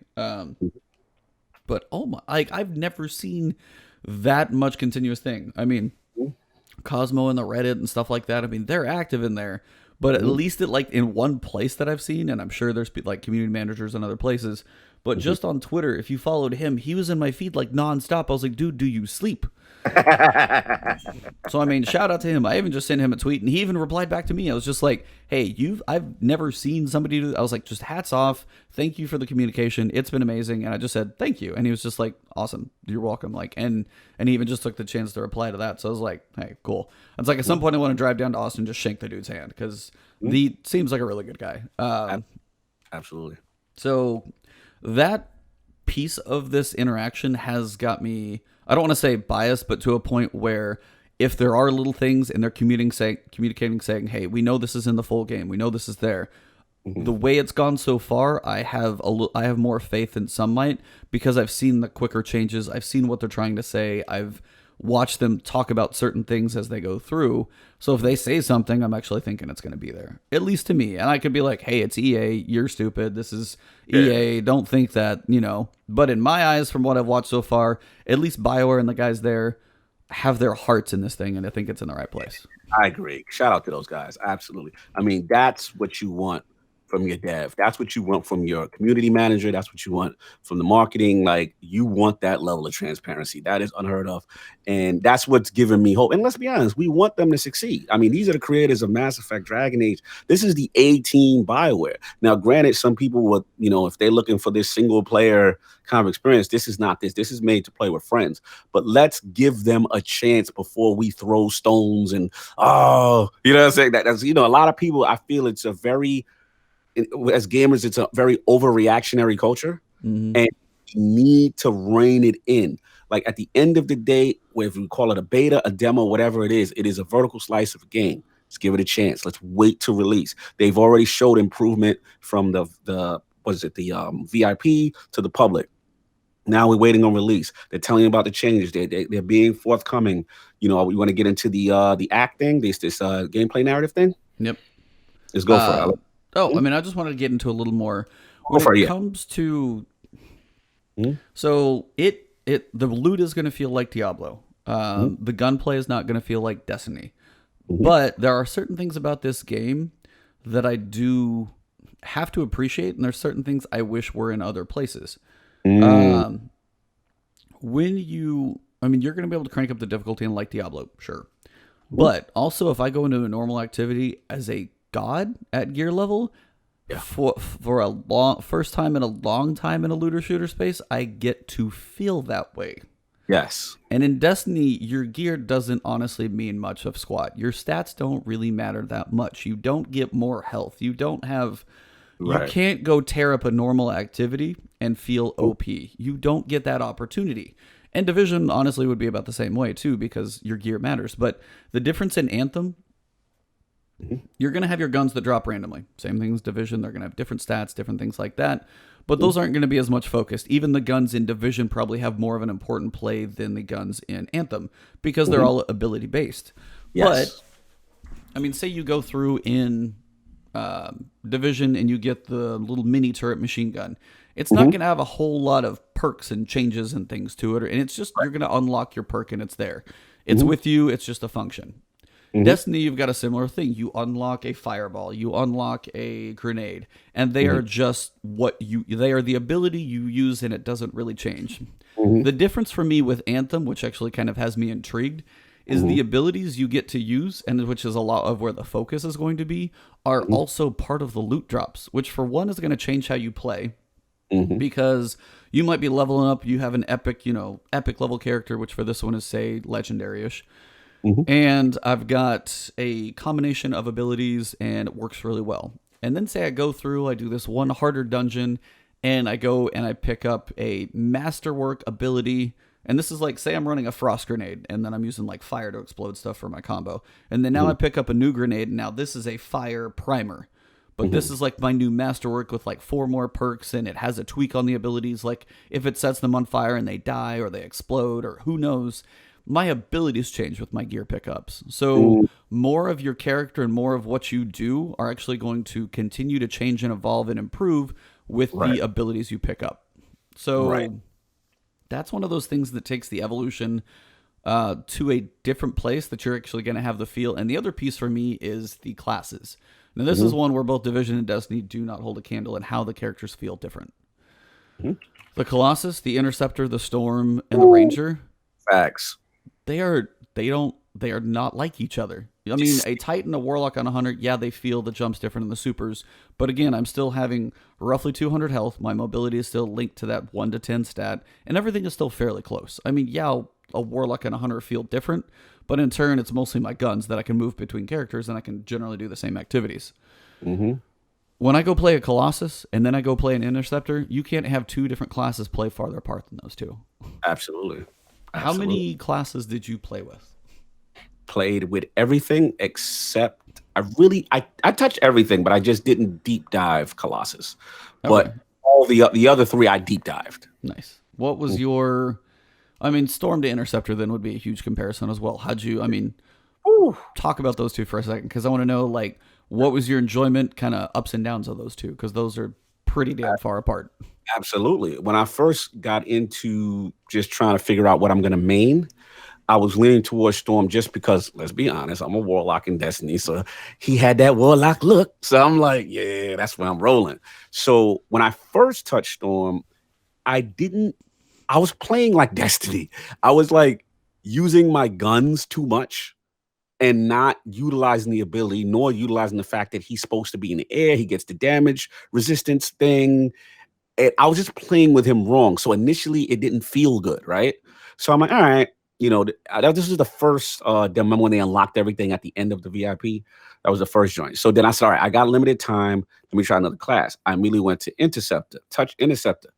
I was like, yo, this is different. Like this is speed personified. This is like Warframe Ninja. Like, you know what I mean? Like I'm feeling agile, the dodging, the jumping in the air, the abilities, the ninja star thing. Like it was quick precision, meleeing. I didn't think I would like it like that. Like I really got into Interceptor. So I'm like, damn, I might have a dilemma here. I thought I was gonna main Storm, but now I'm like an Interceptor. Now when the second one came back, the second demo, and then I said, you know what? Let me give Storm another shot and play the way that's intended. And I'm not going to talk about Ranger too much because obviously Ranger we touch the most, and I love Ranger. It's a jack of all trades. Ranger's just great. I love the super ability of Ranger. I think that's Mhm. cool. You get the jet, you get your Iron Man, Tony Stark missile pack. You know what I'm saying? You lace everything up. That was lit. Now, when I touched Storm the second time and started using the primers and the combos and lightning, and you bring down like that lightning, like you feel like Aurora from what's her name from X-Men. You feel I see why they named Oh, it Storm. Storm. Yeah, like this is literally the X-Men character, you know what I'm saying, as a in Warlock form, as far as I'm concerned. You know what I'm saying? Don't you be booing Warlocks, Joseph Elliott. I see you in there booing Warlocks. Don't you dare do that. We'll put you on timeout. No booing Warlocks in here. But but all jokes aside, I'm messing with you, bro. But like seriously, like it is so like cataclysmic, and then you really working with your teammates, and I'm just floating around feeling godly. I was like, "Ooh, this is nice. This is really nice." And he's just cool. Like even he doesn't even run; he glides across the land. You know what I'm saying? Like it's just so glorious as a storm. Like I was just like, "This is nice." You know what I'm saying? So right there, I want to touch Colossus. Though. I didn't feel I gave Colossus a fair shake.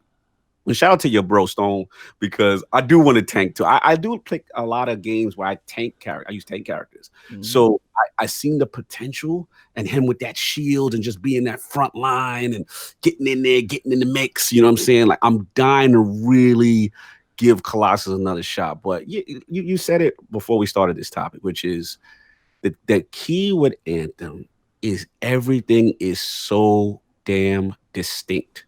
And that's what they got going for them. You know what I'm saying? And that game, I'm dying to see more strongholds. I'm dying to see, what they have going forward. But yeah, that's my assessment right now of the character bases. Nice. And honestly, you nailed it. So, and that's one thing it truly I would love to have in the games is the feeling of, and you said it too, is you're gonna start having roles Yes. because with a storm, You are not meant to be in the middle of the act. You're not meant on the ground like smacking a guy in the face. That's the interceptor. They are meant to be in there meleeing. Like you can freeze a guy from far away, and then the interceptor is going to go rip him to shreds. But you have two different complete roles in that. So and that's why I was like, for my brother, he was playing. It's like, hey, what do you want to run? Well, I'm gonna run. I'm the interceptor, so my melee in itself is a detonator, and I can have that aura and run around. So it's like, hey, if you can run double primers, he and I at least know can pair off of each other and jump in and work together, do those combos, and actually, and even if you match make with two other people, he and I know we can be like, hey, we're gonna focus on this side, take care of these two. You set them up, I'll knock them down, and just work together as this really cool pair because we have completely different personalities. It's not like, hey, both of us in Destiny point our guns this direction and shoot these guys. Yes. So it's a very, very different feel, and I think that's kind of the nice piece for me that's had my appeal. Now, the other piece is like the long term and the progression. Now, you get to a point as you're saying, all right, how many times do I want to do some of this stuff over and over? All of these games we talk about, they are repetition. There's no doubt about it. They all have the repetition to them. I'm gonna counter you on that. This is me and the Kaibatsu have had this argument. I was like, hold on. My bad. Okay, I'll let you finish. You finish. So let you end it right now. Like, I'm about to go in. Continue. And it's like, but it's also, what is your preference of your repetition? Do you like Diablo just melting stuff and feeling like your character is more powerful? Are there more raids in there where you're just trying to get different guns and that's your piece of attachment? Is it Division where you're like, I'm in the tactical cover and I want to talk with my squad mates and set up my Tom Clancy like raid on this little squad and stuff? But in general, for most of these to get higher gear, to get that elusive stuff, to keep going, there's a point where you're going to have to repeat content. Some place or another, some way, shape, fashion, or form. Now, we've watched Division go through a really good evolution from where it started to where it ended. Yeah. And that has come a long, long way. And they've got years under their belt to launch Division 2, hopefully, not the way Destiny did. Destiny 2, like, threw, as you guys always say, threw it all out in the bushes. And they threw their knowledge from the first all of 3 years in the bushes and were like, hey, let's try some new stuff. You guys like, no, the gameplay was there, but so much they broke the feel of the love of that game. And Forsaken, they took a year to, unstub their toe. Correct. Division took content and added and evolved in the underground, and then you had survival, a whole new mode they added. Like, that evolution was impressive. And absolutely. Ubisoft's support of games, the BioWare devs, their support has been crazy, but Ubisoft's support of all their games, or Ubisoft, however you want to say it, they have supported all of their recent games. Ghost Recon, For Honor, Division, to almost an unprecedented level that the BioWare guys may have talk right now, and we got to see what they do, but Division has just put their time and effort, and they actually have actions behind what they said. And they've put a game out there that has done a lot. And that's where Anthem has a big question mark. Yes. This is like the first year, but this is where you also can't hold 3 years or 5 years of Destiny against a brand new game. And that's where it's kind of got a tough spot to fill. Absolutely. I'll finish this rant and then I'll let you go. Sorry. Okay. For Anthem, it is in its infancy. Yes. And holding it in comparison to how many strikes are in Destiny right there. You've got 14 from the, first year of Destiny 2 and strikes and releases and another expansion. Division has a whole different style of a lot more missions and things like that. And you're going to have your critical path, but your in-game depth and breadth is going to be smaller to start. Now, they've got an act here, and we'll talk about that in a second, but in my mind, the repetition is going to be smaller on Anthem at first, and it's just going to take them some time because they are the brand new baby in the bunch. So the repetition is going to be one, if you like the feel of it and you can stick with it, and if they support it well, I think it has high potential, but it's definitely going against some really heavy hitters, and that's, I think, where it's tough. So now you can go into my repetition argument, but that was a whole long-winded answer of stuff. No, you nailed it. I mean, it's you nailed every aspect of it. There's really not much I can add to that. I mean, it's one of those things where we know what our concerns are, what I'm saying, as far as the end game, as far as the repetition aspect. The only counter I would say would just be that The difference with a Destiny and a Division is there's a variety of different endgame activities. And what my concern That's with true. Anthem is, again, not saying they don't have it. We're hearing about Cataclysm. I just want to know, we're going to have to find out what that actually entails, right? Stronghold, we know they have three. We got to see what each entail. You know what I'm saying? We have to see. The key is going to be, shout out to Novat in the chat. He's making a good point. The key is going to be the support, the consistent support. And is it really fair that I'm going in on the end game so hard, like you said, because it's an infancy. Like Destiny's had all these years to correct and fix and do all these things to get themselves to a point to where they had. Division had all this time to recourse, you know what I'm saying, to get themselves back to where they needed to be, kind of thing. The key for Anthem to me is how adaptive that live team is going to be. To me, that's what it's going to be, because at the end of the day, if they don't stay current, if they don't continue to content drop, and we've seen this with Destiny 1, when they had those droughts, Oh. you know what I'm saying? You remember when? Oh man, so rough. It was brutal. And I remember when Division 1 came on the scene. People forget that was a movement that took Destiny's player base big time. And if they're not adaptive, if they're not able to adjust to the needs of their community, which I will say this, I do feel they are, in the sense that I love the feedback and the transparency of the team. The key is how quickly, right?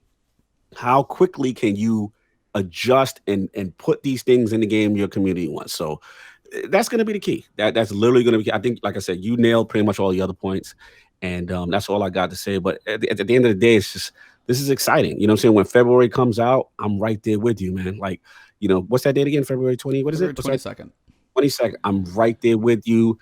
Day one, loading up. We are going to hit it.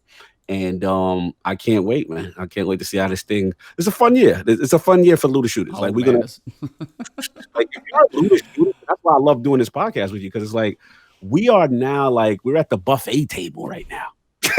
Yeah, and I'm stuffed, and I'm still looking at like 2 more plates full of food that I have to try and get to. It's excessively too much, but in a great way. Like it's a first world wonderful problem to have. Exactly. You get to take your pick. Absolutely, man. So that's all I have. Yeah, so I mean, Anthem does have a calendar. It's getting started quick. We have the launch on the 22nd, and then they say in March, the next month. So they're definitely not wasting much time. Echoes of Reality is their first act. So they don't have dates on the future acts, but they do have 2 future pieces planned as well. I don't know the dates, the timing of all this stuff, but I mean, they're trying to hit the ground running. Yeah, and it is February 15th, so it is literally next Friday if you have Origin Premier access, or EA access, you get your 10 hours. So yes, it is a week early with the EA access, and that is one piece. I'm just going to throw it out there. The EA launches are convoluted as hell, and I wish that stuff was smoother. I know that sucks, and everybody's like, when you release a chart to explain how your game is released, what the hell is wrong? And that's a point where it's EA and access, and that's not a BioWare thing. That is EA's piece of it, and there's nothing they can do. It just feels rough when they have a chart. But they've got 3 updates. They've got the evolving world, so you're gonna have the world actually working on changing, and that's kind of the thing. If you in the demo when you saw them launch the storm or the Shaper Storm or whatever it was, the weather effects. Yeah, nice. The lightning striking the ground.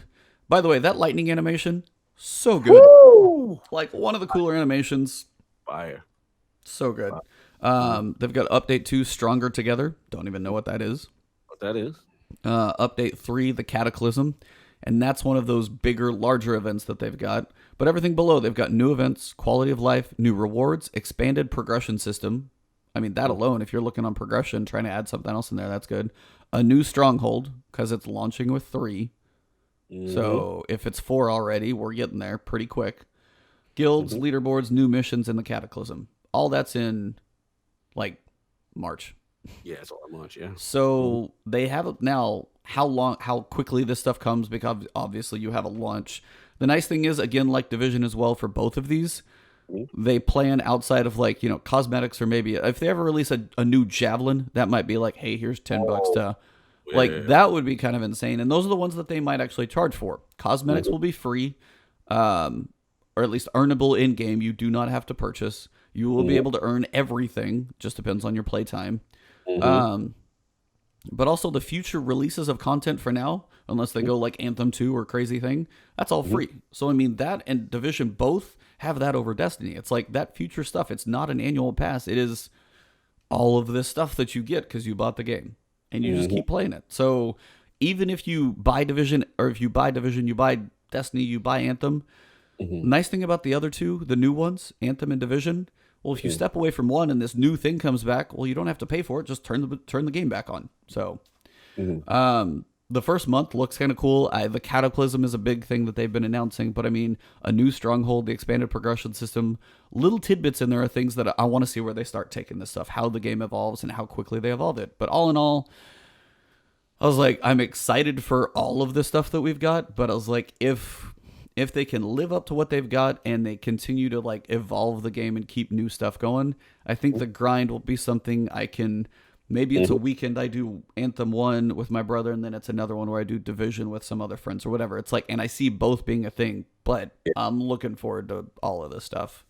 it's a good time. So speaking of this other game that we've been talking about a Woo! lot, Yeah, let's get to it. this is your baby right here. So we got the Division 2 beta is live as of what? Literally yesterday, actually. Yes, sir. Yes, sir.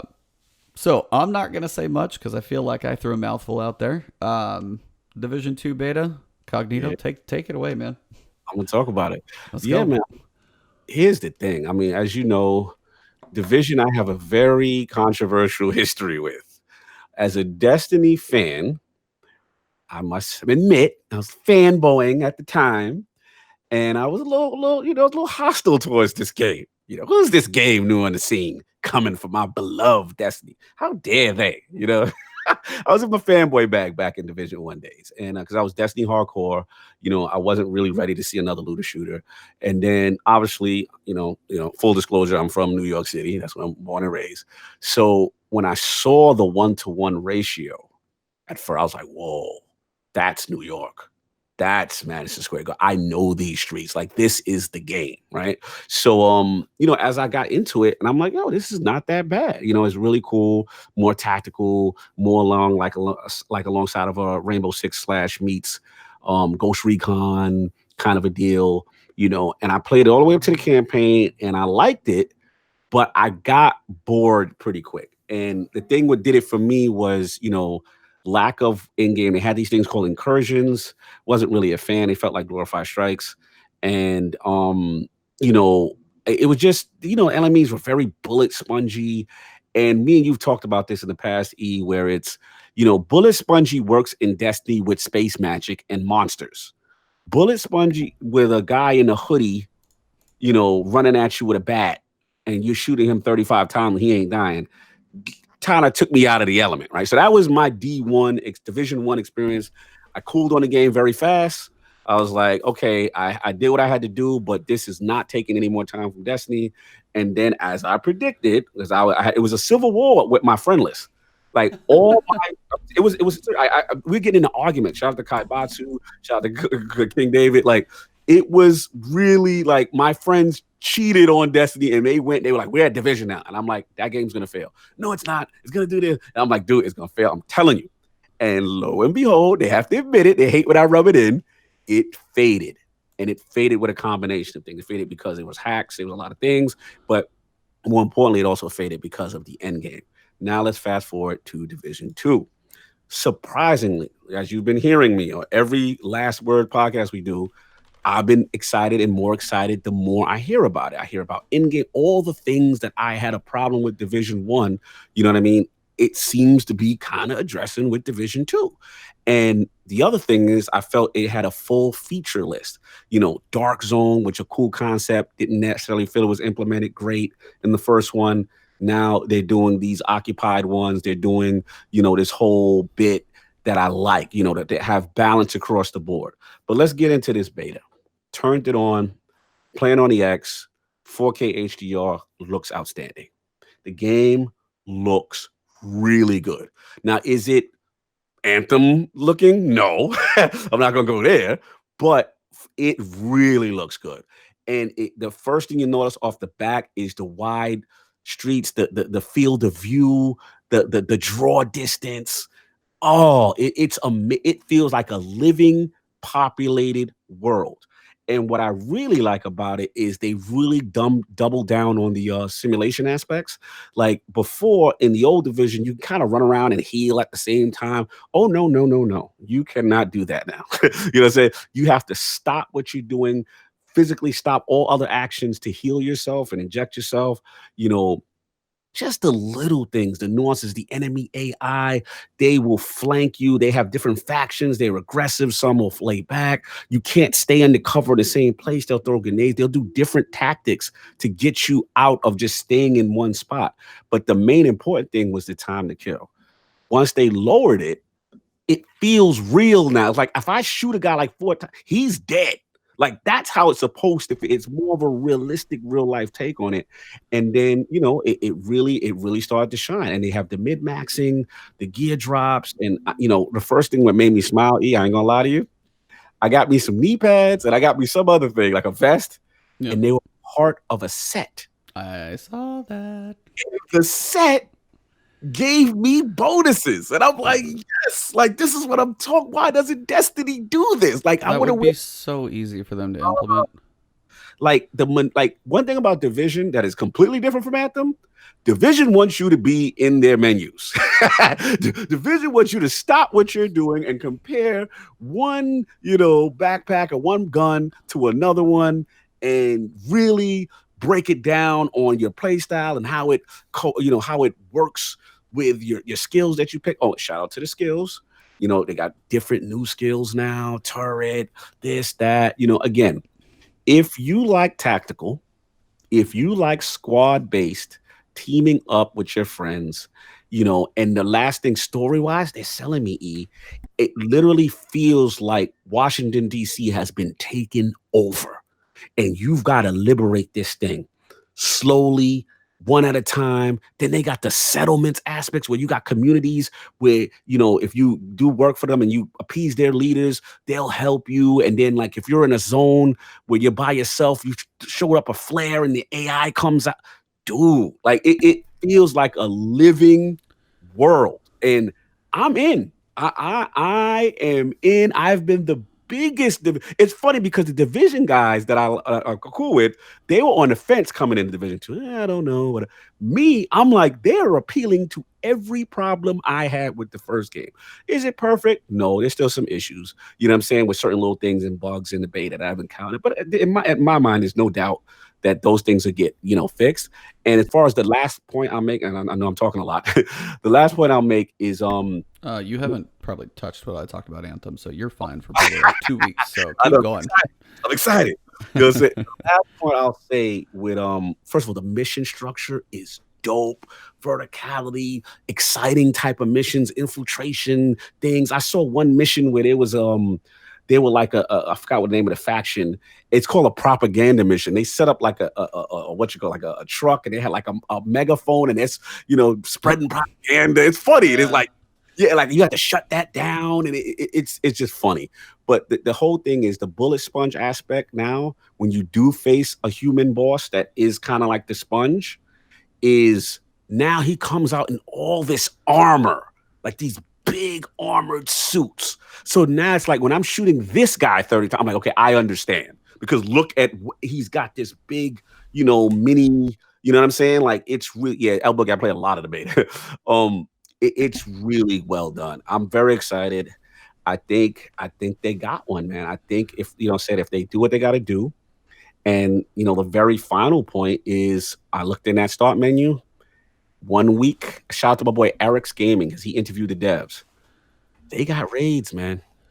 8-player raids. That and not only is that, they mentioned mechanics. They were very specific. Eric's has a good video out right now where he talks to the dev and he kind of questions them on raids. And he not only did they say there's a raid like maybe a 1 week after release, he said raids plural. Yeah. So they're coming with the content, and you got PvP, you got dog. So there's a lot of things to do, man. So this is where I'm leaning.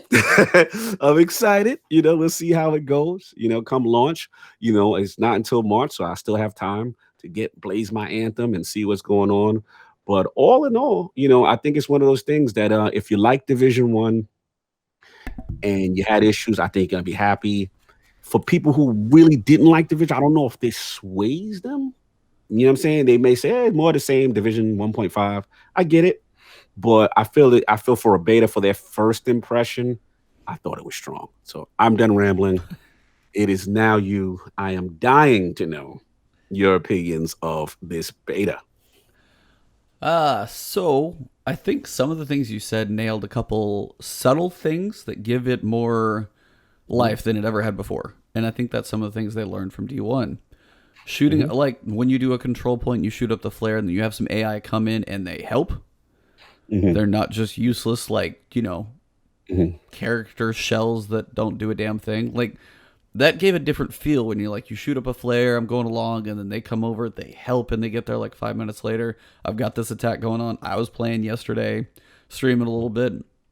Felt like I was kind of like, gotta stay in cover, can't get worked too much, gotta walk the guy's flanking to the sides. I'm like underground in a parking garage. And all of a sudden, there's like two sides of this street. I'm looking down. All of a sudden, I'm getting shot from the left because the guy went down the far side. I didn't see him come up. It has a really cool tactical feel. And that's exactly what it's meant to be. I mean, this is Rainbow Six, the living world. Yes. Unfortunately, the whole world got screwed up. And now you got like, it's not like, hey, these guys took over this building and we got to go invade as the SWAT team. No, you live in a world that is now that building and the whole world got messed up and you got to try and survive every street corner, every building you enter, every fight you encounter. Some guys might come in behind you. It's definitely head on a swivel constantly. And I think too, as you said, even New York wasn't technically 1-to-1. They had some things that were spot on. Like it was really good, but they couldn't. New York's massive. They couldn't obviously do it all. They said what DC they truly did 1-to-1. Like this area is damn accurate. And having never been there is like kind of be cool to ever go there. But like running up on the White House lawn, first part, that felt good. That felt really cool. Like walking into the Oval Office when I explored, I was like, hey, here we go. There you go. And this is a gun where I desperately know I need a scope. Yes. Gotta have my scopes, because right now, like iron sight and everything, I feel like trash. And I also want to start getting either some mods or some stocks and things like that so I can get some of these guns more stable, because they kick like a mule. They kick. And this is kind of the thing where I do want to kind of go a difference of words. Sure, go for it. So their world building in this game is amazing. Their lore and like story cutscenes and stuff like that is kind of how an action movie meh. So that's why I was like, the lore and story, not so much. But the world they build in these things, you are in it. You are neck deep. And it feels really good. Like the world building is amazing. When you have some of those little cutscenes be like, hey, there's this little, like the characters I don't care about, they just send me on my next mission, at least so far. So, I mean, those don't have as much as a touch. The one mission with Matthias, getting a feel for him, having him split in Anthem, I feel even a little more attached to him than just what I saw so far. Okay. So there's the difference in attachment in the NPCs. So weird. Me and you the opposite on connection with Anthem and Division as far as lore characters. It's funny you said that, because I'm actually, there was like, I walked in and there's a lady, she looks like her shoulder got torn to hell. I was like, no, and it's like, and okay, it was like she went through hell, obviously, and we go and save her daughter, and then you bring her back and she's like, they want to get back out there, she's having trouble running this little stronghold and stuff, and then, but it's just like the other NPCs and things like that is gonna be like, they're just so, they don't feel the same. Like, and that's like the voice acting, the feel of it is just kind of, it didn't have the other piece to it. Like the other, I don't know, I haven't played enough, and maybe you'll spend some more time with these characters, but as it's like, you unlock an area, then you like, you can contribute to that stronghold, but it doesn't feel like I'm going to have that in-depth attachment. I mean, I never did in Division 1, and I played basically 1 through 30. Like, I had the technical dude, I had the safety dude, and I had the medics lady, and I had those three people I talked to. But it was like I didn't feel like I got as much out of those personally. In your defense, the main issue, I think, the reason why Anthem will have the advantage on that is because the main protagonist actually talks. In And that Division, we're back to silent protagonists, so that you really can't get that emotional connection, maybe as much as you would like, because he's just he's the mute, he's the strong mute, yeah. runs around and just helps people, kind of stuff. But I will say this Division's defense, I wasn't with Anthem. This is weird. I thought I would be more connected to the characters, and I'm not yet. I know you said Matthias. Is that who's the one that you give the thing to, and then Yeah, it's they? the thing that like splits, and then he's got his personalities. Like the way they handled him and actually breaking him into three and like all that craziness. Like spoilers, sorry, but Yeah, sorry if you ain't played demo. You uh, there with it? I'm not there with it. I'm like, I'm but not. I had more like I mean, even when they split him, he had three different personalities, and I actually got a feeling of I could see like okay, this guy's this side, and this side. And I feel like so far, like, and I got to play more and talk to some of these people. But before it's just like, oh, I'm angry. I'm like, I'm this person in a, dystopian Washington, D.C., and I'm just this military person who's, Yeah, I'm pissed off and, go kill some stuff. And it's just like, like, I know it's like a crappy situation for them to be in, but I didn't have like, it's like, all of those situations, like what military type person who's trying to run a stronghold and they're just mad and angry and not that fun. And it's just, and that's the personality and it fits that role because to be a leader in that situation, you can't have you are no BS and you're just straight to it. But in turn for me to sit there and listen to it, I was like, all right. No, listen, it's interesting. It's interesting how both games affected us different lore-wise. Where me, I'm like, yo, this world really feels run over. I gotta take No, it I back. said the world building, amazing. Like the way you look around, the way it feels, like the stuff in the streets, the parked cars. But then when I go talk to a character, You wasn't there. I'm just like, one of them, it was outdoors too. It was in the like that middle stronghold, whatever, whatever they're called. I'm probably calling it the wrong thing. It was just one of those points where like it's like third person the whole time, but I'm talking to this guy. Hey, this is the crafting dude. But I'm like, he's a blind dude, like looking off to my left from the table, and I'm standing right in front of him. And I'm like, I know that's probably a little thing, but I was like, that just ripped me out of the world. I was like, I'm over here, dude. I feel and see with me, it's just like, what is it? The chick, she can't Anthem, she can't Anthem me. I'm like I don't feel like why I'm doing this. Like I don't feel yet in Anthem like, yo, like why am I here? Like no one really grabbed me yet. And again, it's a vertical slice. You know what I'm saying? We gotta see. You know what I mean? They both are. Listen, I will say this. I'm more confident that as I play Anthem, I will have that connection. But as of right now, you're definitely higher than me with their characters than because you know what? Here's the thing. I'm such a what's up, Fuzzy Belvedere in the building? I didn't see you, bro. What's up, Monkey Punch? Good to see you, bro. And Joseph Elliott, peace, man. Thanks for coming through. You know what it is? I'm spoiled by BioWare. Like I'm a Dragon Age Mass Effect guy. Like the minute I play the vintage BioWare games, I'm in emotionally with the characters from the very start. And for some weird reason, just not yet with Anthem, but it could be just where they started and it's just they put me in the middle of the game. You know what I'm saying? Like I need to see my cinematics. Like I need to see that BioWare feel, and I haven't felt it yet as a hardcore guy. Are you a Mass Effect guy? Were you like, did you play those games with Dragon's Age and all that stuff? I was like, sadly, that is a gaping hole in my world of gaming. So see, for you looking at this like, yo, this is solid. For me, the bar is so high from them. Like with Commander Shepard and name any bot, like major bot, like they tell character stories so well that the minute you press play and you start the disc, you're in. And Anthem, for whatever reason, didn't give me that yet. But I'm willing to give them a shot because again, that was just the demo, middle of the game, getting you feel. I just want to see, the whole thing, the story, the protagonist, the antagonist, and really get into it. So that's all I got. I'm gonna let you finish up. No, you're good. I mean, that's one of those things too. It's like it's a living world live service game. Mass Effect is a start to finish RPG story.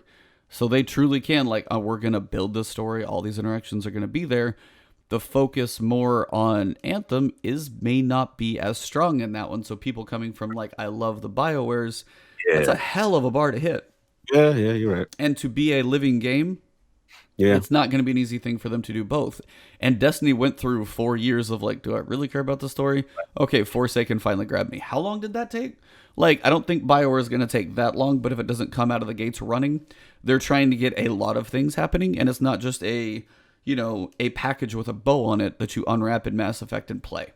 Yeah. So there is a difference in that. And Division, I will say there are certain things it does very well for the story that I always thought almost put me more in the middle of the mix than almost anything else I've ever had in a game for story, is those living moments where you kind of have Yeah. that projected scene. Yes. What are they Yes. called? Because I'm blanking. Do you remember? And the I know Okay, what you're talking you and about. me both. Yeah, but Echo, Echoes. Yes, yes, yes. Echoes, yeah. The way some of the story was done, like you can't be there, but how do you tell a backstory but you don't do a cutscene? Well, if Right. I'm in the world and I'm walking through rooms and I see this projection of like, hey, here's a voiceover line, this person was sitting here, and they're like storyboards, but they're 3D. Mhm. Um, they're it's really well, like I liked that feel, and that was a cool thing. I was like, man, if any other games use this, just occasionally throw it in there would be just in the world feeling like I'm actually standing at this space where this happened. And there was even one where you're just like looking for a girl who she was in an apartment, like some guys came in, there was a tussle, then you see she like runs down the apartment like fire escape ladder, then she's in the street, and then she's like farther around the corner of the building, and it like pieces those together really well. And that's the division piece where I was like, those were the ones that actually hit me more than the basic interactions with like, Yeah. here's my medical ward lady, and I'm gonna just like talk to her and do missions, but it's like, hey, go save this guy over here. Like there were I feel different you. pieces of that game that spoke to me and didn't.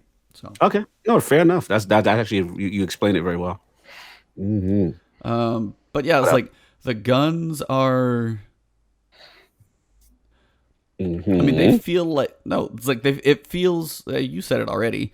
If you like Division 1, this is Division 1, like polished, maxed, content added, new world, summertime, different seasons. Like, hopefully they're taking everything they've learned and they've made Division 1 better.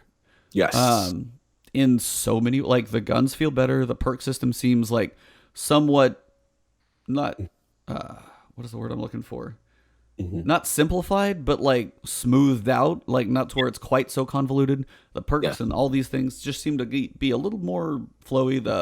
Your Mhm. stats that you're working towards aren't just these crazy like 300,000 health and 235,000 armor, and like those are not quite there. You're looking for, I guess, smaller pieces, which is good.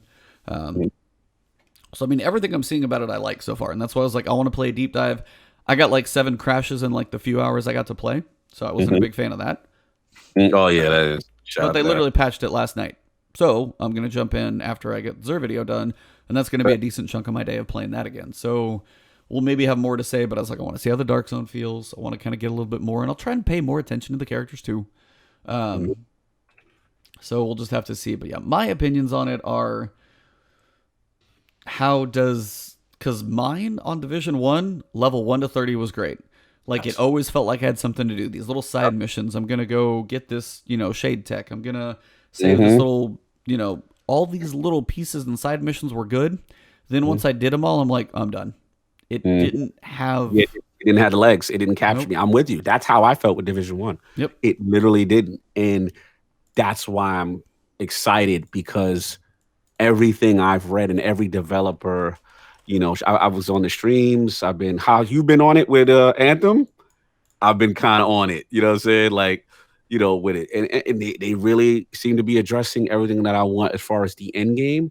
But yeah, I mean, it's one of those things. I think Toods in the chat said it. Like, if you didn't like Division One, I don't know if Division Two is going to really sell it. I think it's more of people who love Division One or people who were like us that maybe played it, enjoyed what we played up until 30 and then got out of there. And I think maybe they have a shot at trying to hold us with this one. So we'll see. We'll see. it's a lot of competition, man. It's a lot of things on the market, and it's gonna be what type of game appeals to you. You know what I'm saying? What do you want?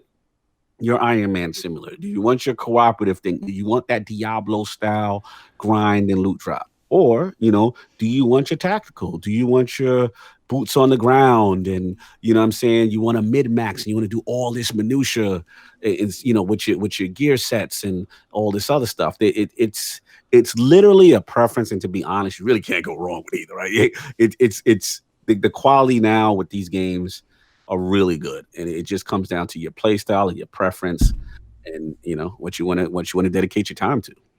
Yeah, I mean, and you nailed it. Mhm. There's a lot to play. There's even more if you want to step away for a single player game Mhm. and then try and find some spot time to be like, hey, God of War or Sekiro or Kingdom Hearts 3. And you're like, those are 50, 60 hour games anyway. And these Mhm. games just start at 50 or 60 hours. Like, Mhm. they're going to be living, breathing worlds that are going to happen for a while. Both Anthem and Division are going to have free content that keeps going. Mhm. If you can play them both, if tactical speaks to you, Division's going to have an ongoing world with raids and free content, and they've got like 3 years under their belt. Anthem is going to be a work in progress, but I feel like they've got a decent start, and we're just Mhm. going to have to see where it goes. Mhm. It's got my interest peaked, and if you like the Iron Man fantasy and the way it feels, I will say like the animations, the fluidity of those characters, and like the lightning strike down, there's a difference. And Destiny has its like the gunplay in Destiny blows both of them away. It's first Oh, person. You're oh, attached to them. talk about it. Let's You're talk about it. I mean, Yeah. you're looking down the sights of those guns. I'm attached to my Go figure like it's my second child. Mhm. Because that gun for me, I know how it feels. I know how it shoots. I've got like the range, the little bit of mods on it. It's like, and it's mine, and I've used it so much. And people's last words, they're not forgotten. The quests and things you go for this one thing that you use, you live Mhm. and die by your weapons. Mhm. These other two are both. Anthem is 90, like is like 75% abilities, even more so. The guns are an afterthought for kind of continued damage and things like that. You've got Mhm. Division, which is more focused on the guns and cover shooting and the tactics, and the guns are very important to that, but they're not going to have the same feel as Destiny because it is Mhm. third person. I mean, Yeah. they can't. Now, some Mhm. guns will definitely start to feel better, and the accuracy, I would say, like the guns in Division 2 are still going to still be better than Anthem for sure. Mhm. And that stuff may get better over time, but you have different focuses in each game, different grinds, different build importances, abilities and random rolls and stuff like that versus your gear sets and things like that versus Destiny, which is, did I get my new exotic and I can just go break the game now? I mean, they all have Mhm. their different pieces. I agree, and I'll double down on what you said. Playing both of these games, and both of them are great, and we both had the discussion about, what appeals to you is what you're gonna go with. But let's be real, Destiny fans. Ain't nothing messing with our gunplay. No disrespect. No disrespect to Anthem. No disrespect to Division. Love you guys. Love that you're in here pushing Bungie. But I realized what I realized. I had this conversation with Lord Addict. And even with Division, we got to see. I mean, as much as I'm saying raid, yeah. Shout out to I believe it was Siegfried in your chat. 8-player raid could be messy. We don't know how that's gonna play out, right? We don't know if it's really gonna have mechanics and stuff like that. And again, what I'm saying to say all this is that Bungie set the bar so I feel sorry sometimes that these guys got to come behind what Bungie set Yep. because you got that gameplay, that gunplay, you've got that feel, you got the spaceman, you got the cooperative aspect, and you've got their raids and their end game. You know what I'm saying? And those are the bars you have to aspire to. You have to look at Vault of Glass and you know what I'm saying? Last Wish and Taken King, you know what I'm saying? Like that's a lot. You know what I mean? And also we both seen a little have some problems coming out the gate, you know, with server issues or what have you and stuff like that. So I know part of me, Bungie, even though a lot of people are worried about Destiny, I know part of them is like, yeah, you want to make a looter shooter, huh? You wanna jump in this world where the community will kill you in a minute when you do Oh something man, wrong. so unforgiving. Exactly. Like Bungie's been through that fire. So they're sitting back. And trust me, they're taking notes. They're seeing what's going on in this climate. It's a triple threat match right now. It's like a wrestling. It's a triple threat match. We got to see. You know what I'm saying? We got to see what's going to happen. But for sure, from a core gameplay standpoint, as much as people are going to say I'm fanboy, I still think Destiny's going to be fine because there's still those things that Destiny does that is just unreplicatable. It's just you just can't copy that. You know what I'm saying? It's certain things. You know what I'm saying? So I think both of these other games, fill niches in their own respective right, and they're distinct enough that fans of those, type styles of games are going to like it too. But this is a fun time. I can't wait, man. I really can't wait to see how the rest of this year plays out and who does what and who content drops on this day. It's going to be fun. It's going to be fun. I love this stuff. I'm with you. I mean, you said all the stuff that's bouncing around in my head too. I mean, how do you have the mechanics of Last Wish or a King's Fall or a Vault of Glass as a first raid? Set the bar high, and then we went through all this raid fight before. The way Crota felt for a Hive raid fit that theme, but those raids are very, very far apart. So you have Vault of Glass, the very methodical, Vex, Time, all of those pieces were in there. Hive is absolutely fury, fanatic, crazy, animalistic, almost just insanity. You have the King's Fall with the jumping mechanics and a giant ogre, and that's my worry about Division. Yeah. Is how does an end game that's not a kill box with an APC in it, which that's what turned me off so bad the first time. How do you give it a lot of variety, a lot of mechanics when you are stuck in reality? And that's where Anthem has the freedom to be like, we don't know what planets it's on. We'll hopefully get some of that story as we go. They've kind of stayed hush on that. But all of the things that happen with the shapers and things, they can have flexibility to just be like, okay, giant curveball space monster. I mean, you can't argue because everything's on the table. In reality, in a world where you have the dollar flu and you have Washington, D.C., how creative can you get? And that's, again, what we have to see. So to the last point, then I'll shut up because I'm going on long.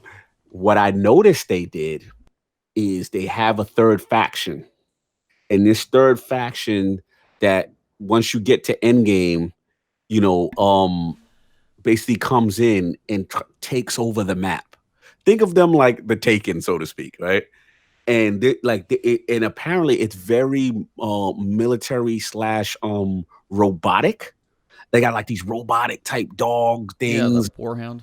Right. And I said, oh, you're going into some, I don't want to say fantasy, but they're going into something that's not just strictly a human thing all the time.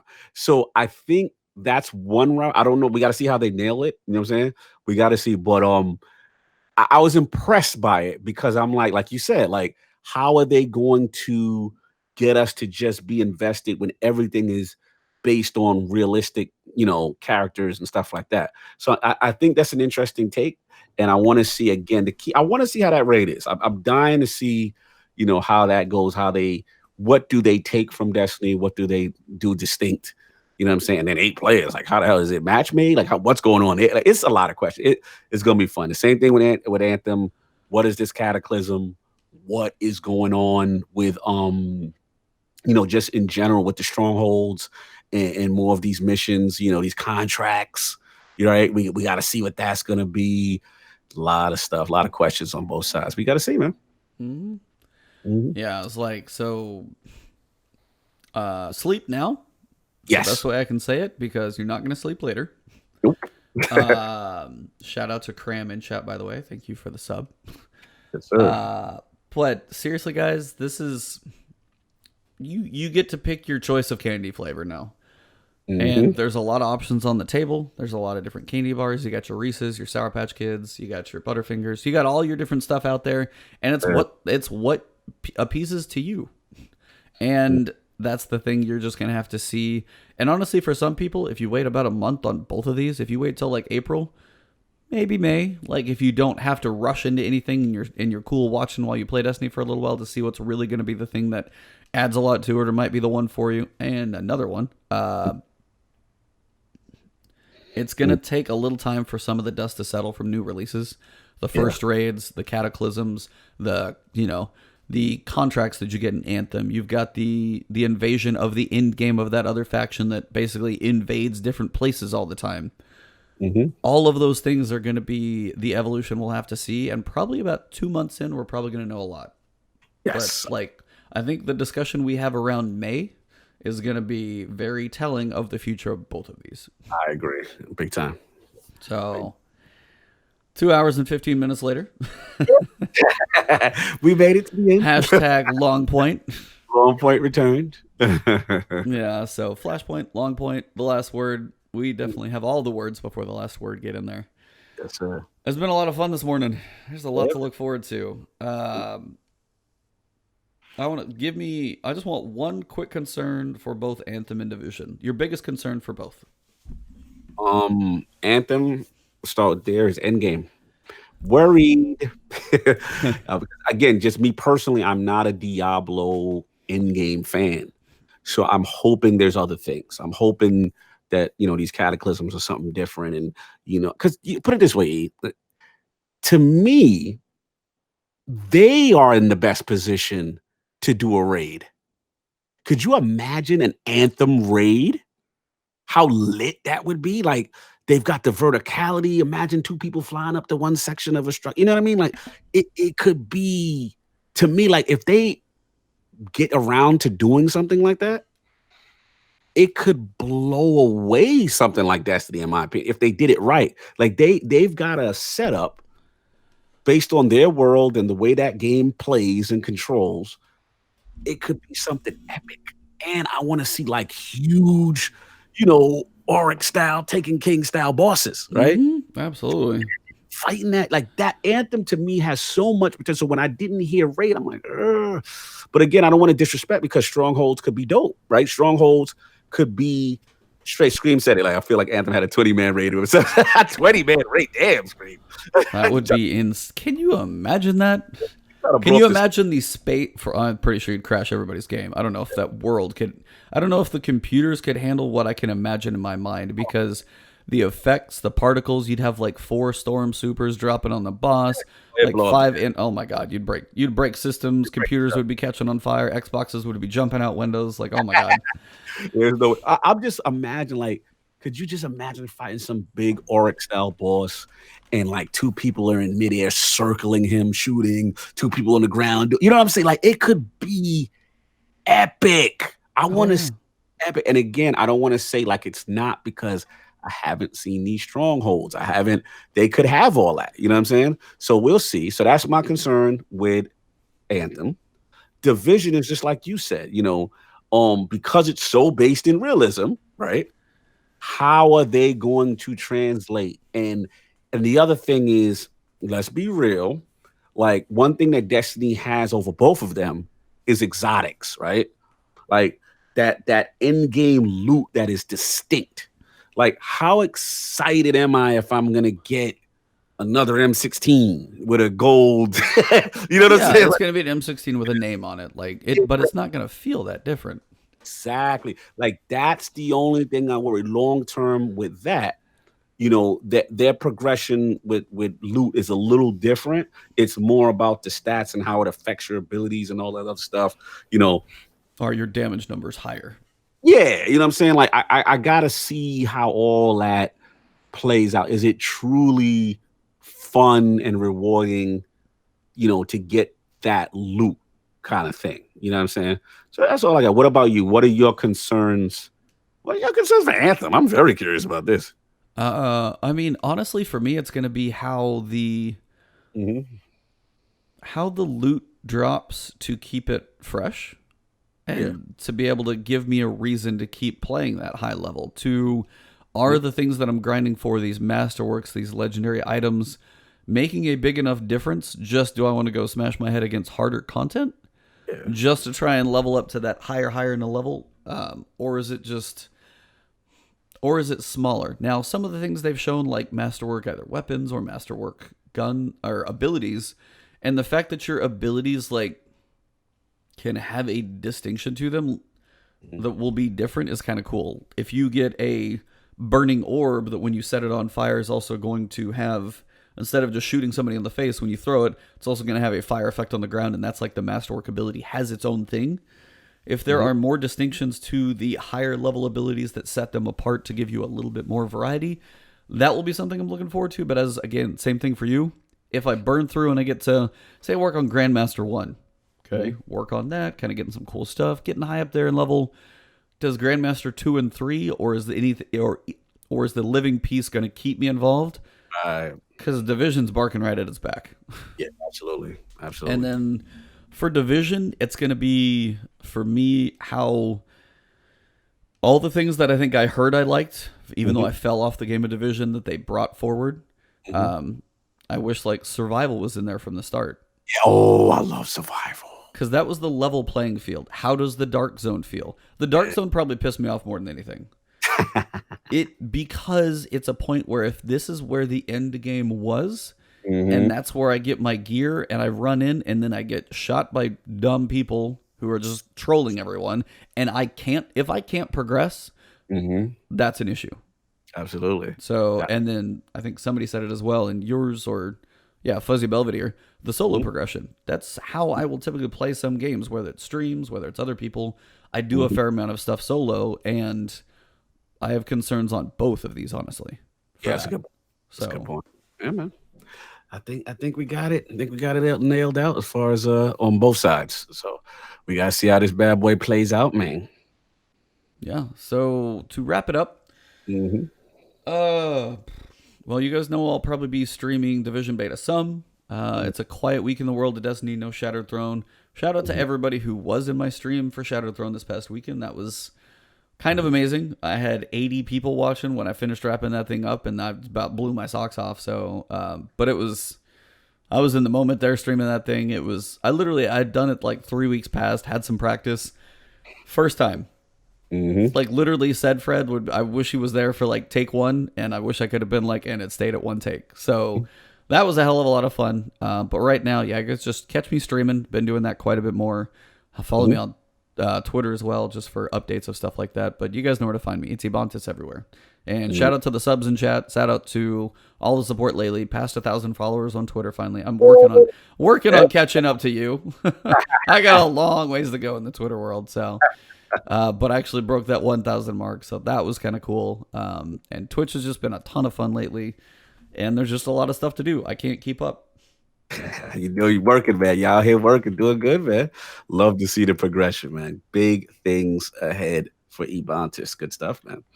But yeah, man, I mean, for me, you know the deal. Twitter at Lord Cognito, all that good stuff. And yeah, man, Iron Lord Podcast will be back on Sunday. Just the Lords. We got a lot to discuss. There will be some Division and Anthem talk in there, so stay tuned as well. Not as deep as the last word, but we're gonna try. We're gonna try to talk about some things in reference to the demo and betas that release. But yeah, man, we're gonna have some hot topics in gaming. We're gonna talk about everything. The infamous, I shouldn't say infamous, but the amazing launch of Apex Legends that will be discussed, and we'll talk about also the future of the Titanfall franchise. For everybody wants to know what's going on with that, we got some great topics. Please tune in Sunday 1 p.m. Eastern on the Iron Lords podcast channel. That is the realm of the Lords, man. So check us out. It should be a fun show. And shout out to both chats today. Both chats outstanding, man. Outstanding. Thank you, Drummatic. Really appreciate the support. Really like to see you guys in here and engaging. Christopher Hart, you're late. You're late. You're coming in, we're ending, and I'm closing out, Jesus. But shout out to everybody, Toots, Fuzzy, Screen. Everybody was really good today, keeping us on our toes and having a good time, man. This is, again, we do this because we love it. Last word, we're going to talk about these looter shooters. That was our passion. Destiny always will be our love, but we got to talk about the competition. And it's good to see you guys still rock out with us on that level, because in gaming right now, it is a fun time, man. It is a lot to play. There's no excuse for anyone to be bored now. Yeah, play what you like. That's the biggest thing. I think people have said it. It's like, why are all these hate coming out for games that aren't even out yet, or if it's not your thing? Don't go bash at everything. Just go have fun with what you enjoy. Easiest way to say it. Absolutely. Yep. All right. Well, on that bombshell, stealing that one from Top Gear, but honestly, it's been a great time this morning. See you guys next week. Follow us both. Go listen to the Iron Lords podcast. It's amazing every time. Those guys, seriously, you guys are cracking me up. Usually when I'm listening, I got to kind of maintain some laughs, and it's still a blast, but also just the the knowledge, the thoughts, the deep dives. You guys do some amazing stuff. So listen to them as well, guys, and you'll be in a good place. Much appreciated, man. Thank you. And thanks for the support as well for the developer that came out for Ashen, Derek Bradley. Fantastic deep dive with him. If you're a fan of that game, you want to learn more about video game creation and guys that are inspired. The guy left his own company. I mean, actually, he left the company, Peter Jackson's company, that was making Lord of the Rings to make his own video game. That guy is amazing. So if you That's so haven't cool. caught it, please check out, I believe it was ILP 97 with Derek Bradley, the creator, the CEO of Aurora 44, and the creator of the game Ashen that is on PC and the Xbox. Check that out if you guys have missed it. But that's all I got. Everybody enjoy. We will be back next week, deep diving and breaking more stuff down on the last word, man. All right. Well, have a good one, everybody, and we will see you in the next one. Peace.